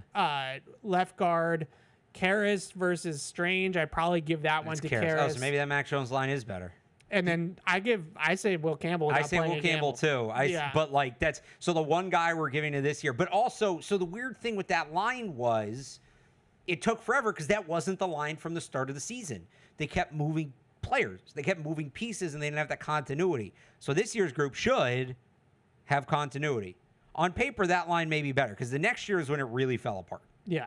But this team has a better left tackle. And they had better coaching that year. Like that's the year Carmen Brasillo was the offensive line coach, who I think is a really good coach. Josh McDaniels was obviously the offensive coordinator. So you would like to think that they have a similar setup this year with Marrone and McDaniels, that you feel good about the coaching side of it. And that's a big part of it with the offensive line. How do you game plan? How do you scheme? How do you, solve problems? Like, is everybody on the same page? Are you seeing it through the same set of eyes? If you can do those things and eliminate all the unforced errors as an offensive line, you can be a league average just by being getting out of your own way. Yeah. As an offensive line, I think that's what we all hope for this year's offensive line. And when I was watching Forge and Foxborough the other day, episode 2, which is now out on Patriots.com and YouTube, they spent a lot of time with the offensive line. And I know for some people that puts you to sleep and you're not offensive line people, but the Morgan Moses post-practice sessions have been a big part of it. That was great stuff. And it's good to see all these line coaches. And I think the thing that stood out to me, Marrone is obviously a seasoned coach. He's been a head coach in the league. He's been a line coach in the league multiple times. Jason Howdeling, who got a lot of FaceTime on Forge and Foxborough as well, he's been a chief offensive line coach as well. Like, he's run the room himself too. So you basically have 3 guys, if you want to count Kugler, who are probably qualified to be offensive line coaches, and they're all on the same staff. So that's a big change from the line coaches they've had the last couple of years. No disrespect. Yeah.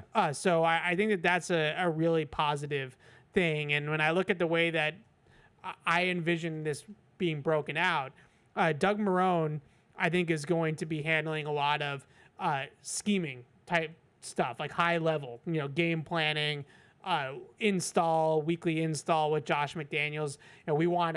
We watch this defense that we're going to face on Sunday, hypothetically, and we want to have these runs in. These are the runs that we want to have in the install. How are we going to block them? What are our rules? That's where Doug Marrone comes in. I think when it comes to teaching up technique and like really getting in there and hands-on, I think it's going to be a lot of Jason Howdeling and Robert Kugler. I think those guys are the guys that are going to be really teaching like the minutia, and taking guys to the side and like working on rookies and back end of the roster development and things like that. Whereas Marrone, I think, is going to be more of like an overseer, almost like a offensive line coordinator. Makes sense. So I'm looking forward to seeing how that comes together, because on paper, it's so much more seasoned and so much more just better than what they've had over the last couple of years. So hopefully that elevates that room as well. A couple more emails here before we will take some phone calls, and then we'll wrap it up here. I am a long-time listener from Mexico, says Alonzo, and he says, my question for you guys is, based on the comments I've seen on X, it seems that Kayshon Boutte was running as the top X receiver with the first team. Why do you think the entire media landscape is so low on Boutte, while the team seems to view him quite differently? I don't know if the media is super low. I don't think we're low. We're just not as high as people want us to be. Yeah, I think that I'm not saying necessarily that he can't get even better. Yeah. But I think a lot of us feel that last year was Kayshon Boutte's peak, and that's not a bad peak if he can maintain it. That's an NFL player. Yeah. But I don't know if there's another level for Kayshon Boutte necessarily than what we saw last season. So in that respect, could they do better at that spot? I think is really just the question here. I think it's also, he was brought up in trade rumors before the start of the season. So that tells you that maybe as high as the team is on him, they could see him as the odd man out. Also, it's consistency with him, right? He has really good individual days, but he's got to stack days. Yeah. That's what it's going to come down to. So when he has a great day, we talk about it, but it also comes with, to contrast him to Pop Douglas, who was that same draft class. Pop Douglas was coming out every single day, and we were, there were moments every single day that you were like, wow, this kid has it. And Kayshon Boutte has some of those, but then he has some days where he kind of disappears. Yeah. And so that's what it comes down to for him. He just has to be more consistent. I think fans see the flashes and get very excited, and maybe this is where the disconnect is with the media. But, we're kind of watching more on a down-to-down basis, and there's times where he disappears. So, look, for a third receiver, sometimes you're going off flashes, and there's nothing wrong with that. And I do think, I don't think he's going to get cut. I don't think the team would cut him. I think they do like him. I also think if there's a logjam and they can get something for him, they wouldn't turn their nose up at it. So that's kind of where I'm at on him. I don't think that we're that low. I think the expectations for him, because, and look, maybe I'm partially at fault for this because I really liked him in the draft that year. Like, he was such a good player at LSU. The expectations for him were so high coming from LSU. You talk about that ceiling. I think some people, look, I've kind of wondered this. Is that breakout star freshman player, and I mean, that's what, 5-6 years ago now. It's been a long time. But is there still an ability to tap into that? And I think some people just see that. And I'm not saying you're wrong to do it. Like, we all do this with certain players. Again, as a true freshman at LSU, 10 games, 45 catches, 735 yards, 5 touchdowns, caught 9 touchdowns the next year in just 6 games. I mean, his freshman year of LSU, he was on track to be the next LSU receiver. Right, he was supposed to be that guy. Odell, Jamar Chase. So I think there's some people that look at that and just still wonder if that's in there and if they can tap into that. And I've wondered it too, and it would be great. I just don't think you build the offense around maybe we tap into this guy he was. That was 2020, right? So you don't build the offense around, can we tap into this guy that he was 5 years ago? Yeah, and he had 43 catches for a little under 600 yards last year. Again, that's not terrible production. That's NFL production, but that to me feels like where he would about fill in, right? Like that in terms of a peak. Now, he might maintain it for a couple more years, and that's great. That's a good career. But I don't know if he has another level there. So I think that's maybe where the disconnect is there with the emailer. Right. Does he have another level or not? Yeah. Sean in Vancouver writes in, I'm glad he wrote in this email because we should say RIP to the legend. I'm happy to hear that Crazy Train remains as the intro song. Sean said, RIP Ozzy, go Pats. Yes, RIP to the legend Ozzy Osbourne. That was bad news yesterday. That was tough. All right, this is... Did you see any of his farewell concert? He still sounded good right up until the end. Really? I was never like a huge Ozzy Osbourne guy, but I mean, that's history, right? I checked out that farewell concert he did. That was impressive for a guy that's up there and has had some health issues. I think he's dealing with Parkinson's, right? It was impressive. I gotta say, I was kind of surprised he lasted 20 more years. Like, there was some rough moments there for Ozzy Osbourne in, like, the 05, 06 range, health-wise, and he held on for a long time. Just to go back to Kayshon Boutte again, this is kind of my point. Like, last year being his ceiling, how does he get better? Again, it comes down to consistency. So last year, 46% of his offensive production in terms of yards came in just 3 games. And one of those games when he had 117 was the Week 18 game against Buffalo. Yeah. He had 95 in the other game against Buffalo, 59 against Houston. He never had more than 47 outside of that. In 1, 2, 3, 4, 5, 6, 7, 8. In 9 games, he had less than 40 yards.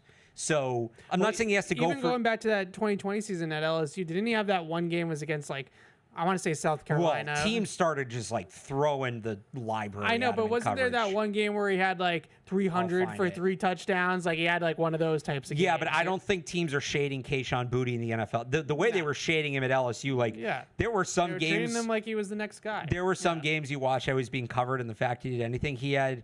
Well, that at the Ole Miss game at the end of the year, he had 14 catches for 308 yards and 3 touchdowns. But the games before that, he had 108 against Florida, and he had 111 against Alabama the game before that. Yeah. So, I mean, that's pretty good. It's just going to come down to... And I'm not saying he has to have 110 yards every game, but it is kind of George Pickens-ish, where George Pickens will put up 1,000 yards in a season.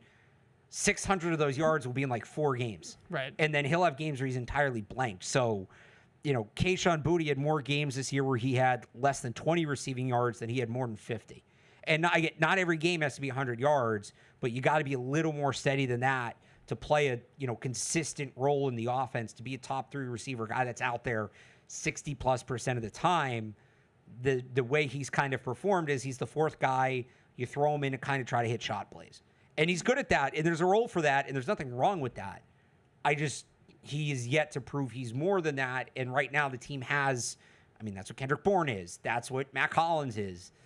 The team has a lot of guys like that. They don't necessarily have the guy that's going to go out and you can set your watch to, okay, he's going to have at least 5 catches, he's going to have at least 80 yards, he's got a good shot, he's going to get in the end zone.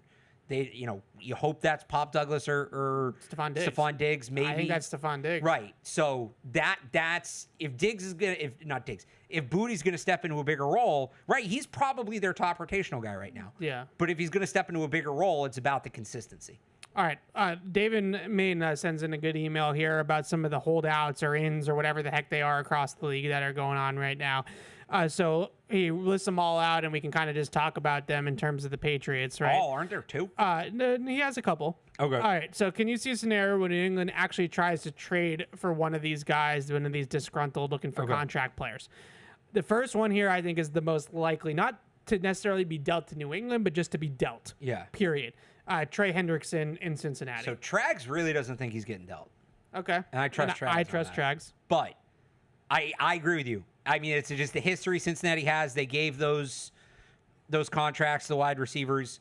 I could see the Patriots being interested because that's what, like I just talked about with the receivers, they're missing that linchpin guy. Yeah. Same thing with the pass rush. Right. Hairlander's a good player, but he's probably a low end. Trey Henderson's an elite player. Right. What? He's an elite player. Who? Hendrickson.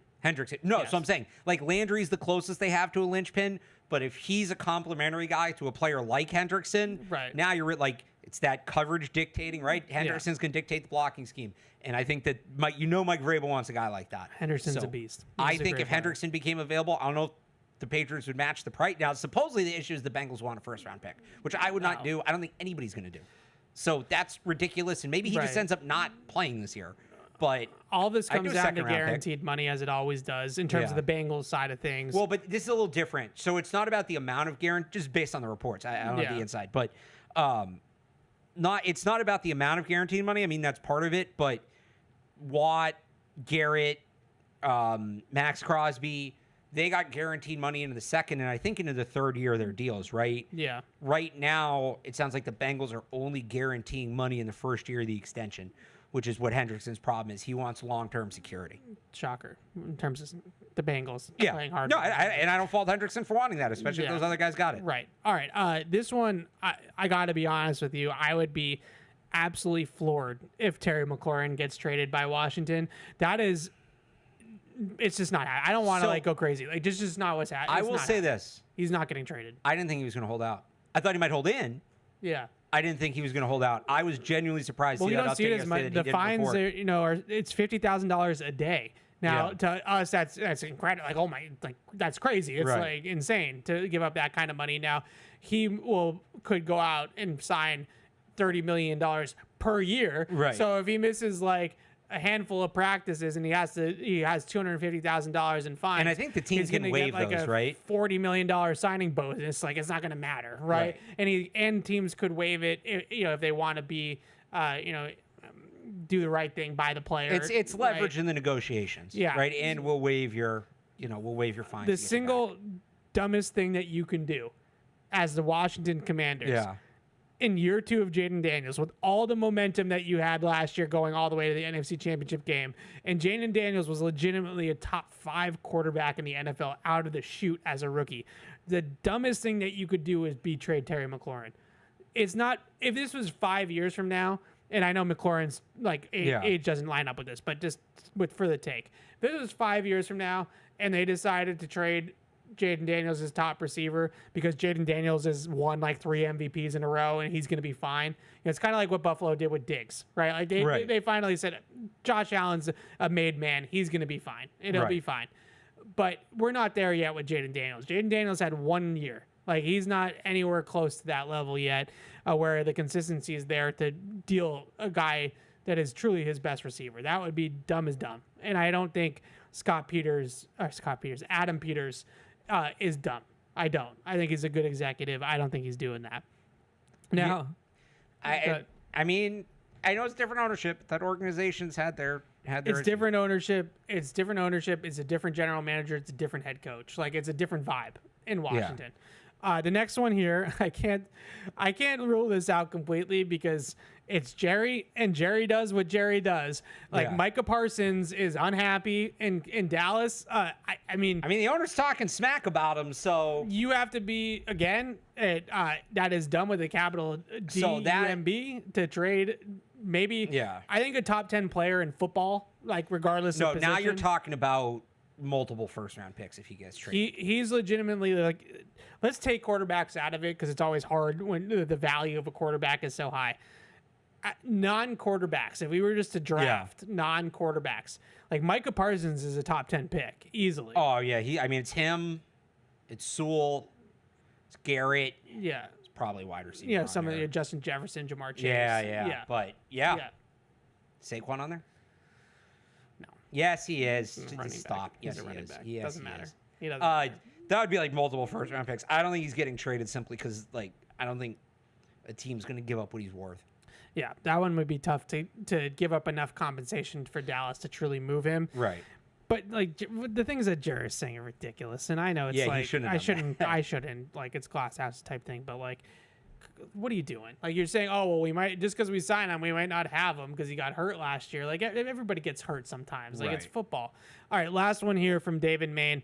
Shamar Stewart, also with the Cincinnati Bengals. So Shamar Stewart went back to school, I believe, right? So he can't play. I think there was an internet rumor he's at Texas A&M practices. So he's not eligible to play college football anymore. No, he cannot. No. But he could sit out the year with Cincinnati and re-enter the 2026 draft. Yes. But he would be out of football for an entire year, not playing college or pro football for an entire year. So I've been looking into this, and I haven't gotten the exact answer. I think he could go play in the UFL. He's not under contract in the NFL, but he declared to be pro. In the UFL. Which one's that? There's only one left. It's the Spring League. Yeah, that's what I'm saying. Like he can go and play pro football. No, but this is what if I was anymore. him, this is what I would do if he's not going to play, is go to the UFL because he'll dominate, and then use that because inherently his draft stock's going to go down because he's another year older. Yeah, he's been out of the game for a year. It's going to go way down. Right. Well, because it's just this whole. But if you go to the UFL and put up 18 sacks in 10 games, yeah, he dominate that level. Right. So that's what I'm saying. But I don't think he's going to get traded because if you're the first of all, if you're the Bengals, you trade Shamar Stewart, you lose all your leverage with Trey Hendrickson. The Trey Hendrickson thing has to be settled first. You can't draft a guy in the first round and then have a contract dispute and then immediately trade the guy. Like it's just such bad optics. But I'm saying if they decide like, all right, it's just we're at an impasse, it's not going to work. And I mean that in itself is a fireable offense. Yeah. You can't do anything with Stewart until you do something with Hendrickson. Because if you move on from Stewart or you announce or he announces without you, hey, I'm not playing this year. Trey Hendrickson's offer just went up by 20%, or Trey Hendrickson's demand just went up by 20%. Yeah. Because you can't lose both of them. Now, they should be prioritizing Stewart, but you can't, if it gets out that Stewart's not going to play, they lose it all with Trey Hendrickson, and now they're down both guys. I'd be fascinated to see a player sit out the entire year and then re-enter the draft next year. That would be cool. I'm really interested to know. You get drafted on day 3, right? So like, I don't know. Because it like, depends. It depends on like the optics from the other 31 teams. Do they think he was in the right in this whole situation? Because like there's going to be some people in the league, I'm sure, that are going to think he's a headache, right? Like right, but it's what do they think of? Do they know the details what the Bengals are offering? I think, does he keep the same agent or does he change agents? Yeah, that would be a factor. Does he go to the combine? Again, so I don't know if you can play in the spring and be eligible for the draft. I remember there was that corner 2 years ago who played in Canada and got drafted after not playing college football. So I don't exactly know how that works. And if I don't know how it works, it's probably a pretty complicated question. If he went to, I don't know if they factored in the spring league thing. I just know, from what I understand, if he doesn't play in the NFL next year, he can re-enter the 2026 draft. I think so, but it's the amateur draft, right? So if you're in the UFL and you get paid by the UFL. Oh, it's so silly because now NIL exists, so nothing is. Oh, that's true. So maybe amateur. He could. So I just for reference here. I can't pronounce that. Pita Taumopenuu. I apologize. Out of Utah. It was a 6th-round pick in 2017. He led the UFL in sacks last year. He had 7.5 in 9 games. Willie Taylor played 10 games. He had 7. Nobody else had more than 5.5. How many do you think Shamar Stewart's getting in that league? Yeah, a lot. Right? If he goes out And it's like it would be like the guys that light up the group of 5 conferences or the D2 conferences where they get drafted because, yes, the numbers are going to be better, but they're so sheerly overwhelming. If Shamar Stewart really turns it up, I'll throw it out there. 20 sacks in 10 games. Let's say he gets 2 sacks a game in UFL. There's no way he's going outside the top 100. And I don't know that he can do that. Maybe not outside the top 100, but I don't think you can take that guy in the first round. You've watched that league enough. You can't take that guy in the first round. You've watched that. I don't think he'd be a first-round pick, but you've watched that league enough. Do you think he could get 20 sacks in 10 games in that league? I don't know. He didn't have great sack production in college. Well, that's because Texas A&M's defense was maybe. weird, but you're right. All right, let's get to these calls, and then we got to wrap it up here. Jordan is in Ohio. What's up, Jordan? Jordan. All right, call us back. Oh, there you are. Go for it. Kyle Duggar, and can you hear me? Yeah, go for it. What's up? Did you guys hear anything about Kyle Duggar? His injury coming back? Is he full go? Yeah, thanks for the call, Jordan. He is a full go. He was out there today, not on a list, not on PUP. So he's good to go, it seems like. And out there in team, it was 23-5 back there at safety with the first team defense. So Jabril Peppers, Kyle Duggar back home in their starting roles as of right now. I'll continue to say, let's not totally forget, because of last year, that 2 years ago, Kyle Duggar and Jabril Peppers were considered a formidable safety tandem. Probably top 10 safety duo in the league. That was just 2 years ago. I think they still can be. They weren't. Neither one of them was healthy really at any point last year. Peppers had all the off-field stuff. Peppers had all the off-field stuff on top of that. Now, if they'll be healthy is a fair question. That's really my lone concern with their secondary. If those two guys are fully healthy, between those two, who again, I think can be a top 10 safety duo. I love both those players. I think Jabril Peppers, one of the most underrated players in the NFL at this point. Obviously, Carlton Davis, Christian Gonzalez, what they can do, it speaks for themselves. Marcus Jones, a really good slot corner. I like Alex Austin, his depth. I like Jalen Hawkins and Marcus Epps' depth. And Craig Woodson seems like he might have something going there. Yeah. The only question for me, because it's a legitimate if, how healthy are Kyle Duggar and Jabril Peppers, and how healthy will they stay this season? Because both those guys have a history of injuries. But if those guys are 100%, they're game changers. There's inherently always going to be some boom or bust to Kyle Duggar's game. I don't think Kyle Duggar is a Devin McCourty type where he's going to be a Simon Sound on every single play and always in the right place and never making glaring mistakes and all that type of stuff. I just don't think that that's his game. But going back to 23, he was a turnover machine for a couple years there. Pick sixes, return touchdowns, getting his hands on the football constantly around the football. He was a much better player a couple years ago before that ankle injury last year.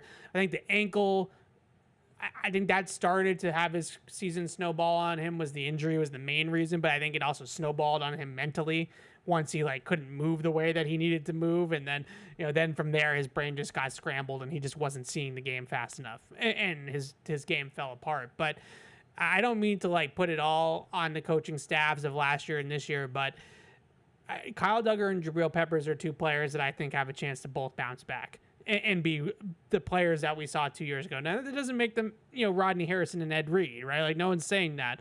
But if they can be what they were 2 years ago, I like their safety room. I like that duo as a starting duo. I still think they can be productive players in this league. All right, Eric is in Quincy.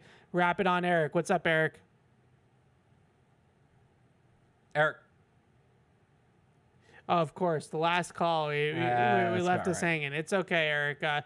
Maybe you can call in next week as well. So that is going to do it for today's show. Next week, I feel like we're going to have a lot more to say. This was one practice. We'll have a padded practice or 2 under the belt by then, right? It should be 2 or 3. Yep. What is it? So wait, they have to go 4 days? I believe, don't quote me, I believe Monday is going to be the first padded practice. So it'll be Wednesday, Thursday, Friday, Saturday. They're off on Sunday, and then first padded practice on Monday. I believe we're going to get Monday, Tuesday, Wednesday pads. That's usually how that lines up, right? Yes. So next Wednesday, same time, same place, we will have multiple practices and multiple padded practices, so we'll have a lot more to digest. Same time, by the way, means 2:15. 2-ish. Yeah. Yeah. And we're going to have a lot more to digest. So that'll be fun. That'll be good, but we wanted to give you as much of a synopsis as we could of today's practice without overreacting to today's practice, given the fact that it was such a small sample size. But next week we'll be back. We'll have some padded practices under our belt to discuss, and training camp will be fully underway a week from today. So we'll be good to go. But until then, signing off for Alex Behind the Glass, Alex Barth, Evan Lazar. We'll see you guys next week. Bye. Hey, this is Deuce. Thanks for tuning into the show. If you really want to help us, make sure you like us wherever you get your podcasts, like Apple Podcasts or Spotify. Also, make sure you follow us on the New England Patriots YouTube channel to see this show and everything else that we do here at the Patriots. Thanks a lot.